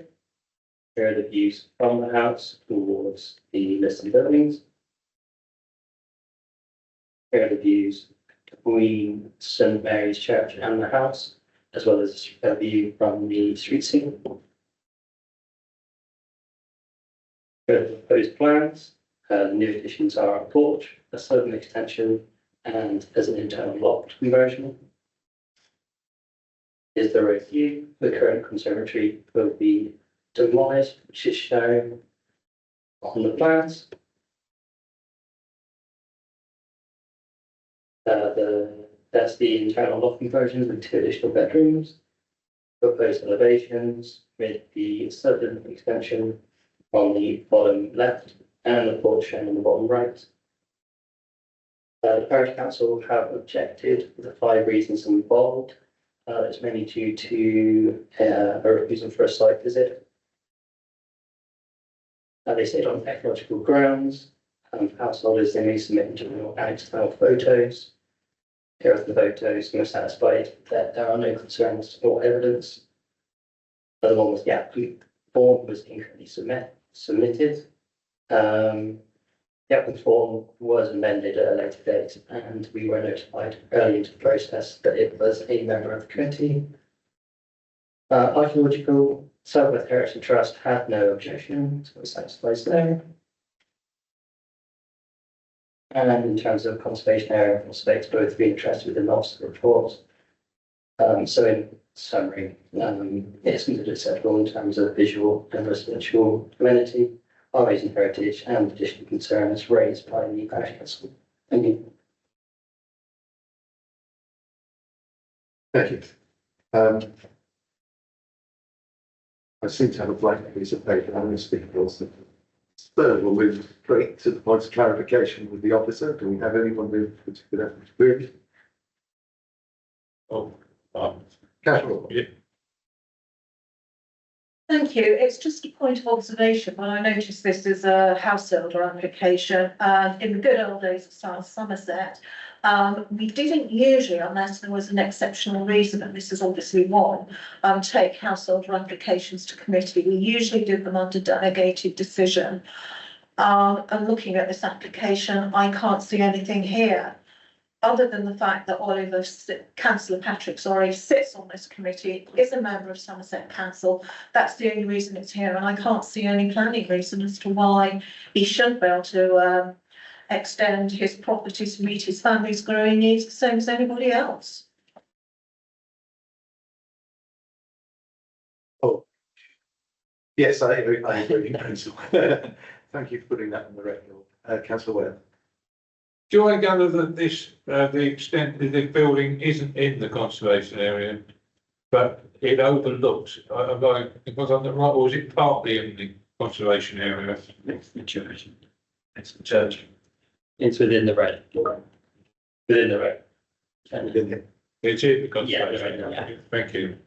And the other point is, I presume the site visit refusal you were talking about wasn't for this committee, but was presumably for the parish council. Yes. Is that the inference? Ah, right, that's interesting. Thank you. Thank you, Chairman. Just on that, building on that point, I'm presuming because it's bang smack in the middle of the conservation area that the conservation officer has given advice on this Saturday, or they've seen the application. They got advice in this one for its setting rather than the listed building. Thank you, Chair. I'm specifically going to ask if this hadn't been a councillor, we quite clearly would have seen this. I'd quite like to cut through and go home and propose that we pass this in line with the recommendation. I'll second that. Yeah. Okay. Do we move straight to that then, please? Those in favour of the officer's recommendation? Those against? Abstentions? Seems to have been carried. Thank you very much. The last item on the agenda is a single appeal to be noted. I believe we have some, we've got some framework appeals. Yeah, so I was only going to cover this ever so quickly, just because I've got my land supply. There's an application for 2 detached dwellings, which was allowed at land joining Pilgrims, Weir Lane, Yeomanton, Yeovil. Effectively, the inspector considered that it was an unsustainable location. It was a fairly small settlement, didn't have any pavements, not particularly safe for pedestrians. It's going to be dark in the evening, they might be hit by traffic. Notwithstanding that, that was a conflict with the local plan. He referenced about 3 policies it conflicted with, but then ended up saying that it wouldn't be significant adverse impact because of the 5-year land supply. Yeah. So 2 dwellings got approved in an unsustainable location, conflicting with local plan policies because of the 5-year land supply. They did do an appropriate assessment for phosphates, and that was sort of covered off as part of the appeal, and they were happy because I think it was outlined that reserve matters could address the material detailed impacts of the development. And in terms of groundwater drainage, they highlighted that each discharge will require a lot of environmental agency anyway. So in terms of drainage, it was covered by other regulatory functions. But as a result, there was considered to be an adverse impact in terms of the sustainability conflicts with the local plan and the location and siting of 2 dwellings. But that wasn't enough to outweigh the 5-year land supply deficit we've got, so we approved it. The appeal training that I'm going to do is going to be presented to officers and members, because it's not just naughty member overturns that we get told for appeals, it's officers as well. We are making decisions on applications based on our policies and then getting overruled. So it's about putting that presentation together so that everyone can see what we're losing and when we're losing it. Chair, I recommend that we do that in face-to-face, because I mean, it wasn't just me that found the last meeting that was on Teams. It's much better face-to-face, because I think you can ask more questions and you can actually see. But it was literally, it was like, boom, and trying to take notes, but I was back in college again. It's 110 members. Yeah. Particularly the members on planning committee. Yeah. So we will look at it in terms, I think we've got a date booked in, but don't know what venue we've got, but they've got every appearances and everything. But we will have a look at it, because we will be doing a PowerPoint. I will have to check what venues we've got, because rooms of adequate size are a bit of a challenge in this new authority. Yeah. Yeah. Yeah, I was just going to ask, was this one an officer or a committee overturn? And also in terms of the training, I wasn't able to make the day because I was tied up with other matters. And I did do it through the tape, through the recording, which thankfully enabled me to take a break when I needed to. And I gather that wasn't the case for the people on the day. The downside of doing training in massive, huge chunks is that it's death by PowerPoint, and the points you're trying to make don't necessarily sink in, so it almost defeats the object. So maybe we need to have a look at how we do planning training so as it is actually meaningful and valuable to everybody, trainers and officers and members. I'm currently wrestling with how to present lots of appeal decisions in an interesting and inviting and engaging way. But I'm at the early stages of that. So yeah, I will try, when I do present, I'll try and keep it light-hearted, and I will be summarising multiple decisions and just raising the issues that they raise, rather than going to them individually like this, because I think it's just so that you get an oversight to the issues rather than the individual decisions. I mean, briefly as well, this reads very much like an appeal on a single dwelling in one of my villages, where the inspector went through, yeah, this is harm, this is, and at the very end goes, but you haven't got a 5-year housing supply, so I'm going to allow it because even one dwelling contributes to the overall stock, and it's a case of, Yes, fortunately, I don't think I've spent. it was for the applicant. However, Thank you very much for your contributions and the assistance for the dialogue at the end. You all get help started. Really? See you for the next meeting. Thank you. Bye. Can't wait.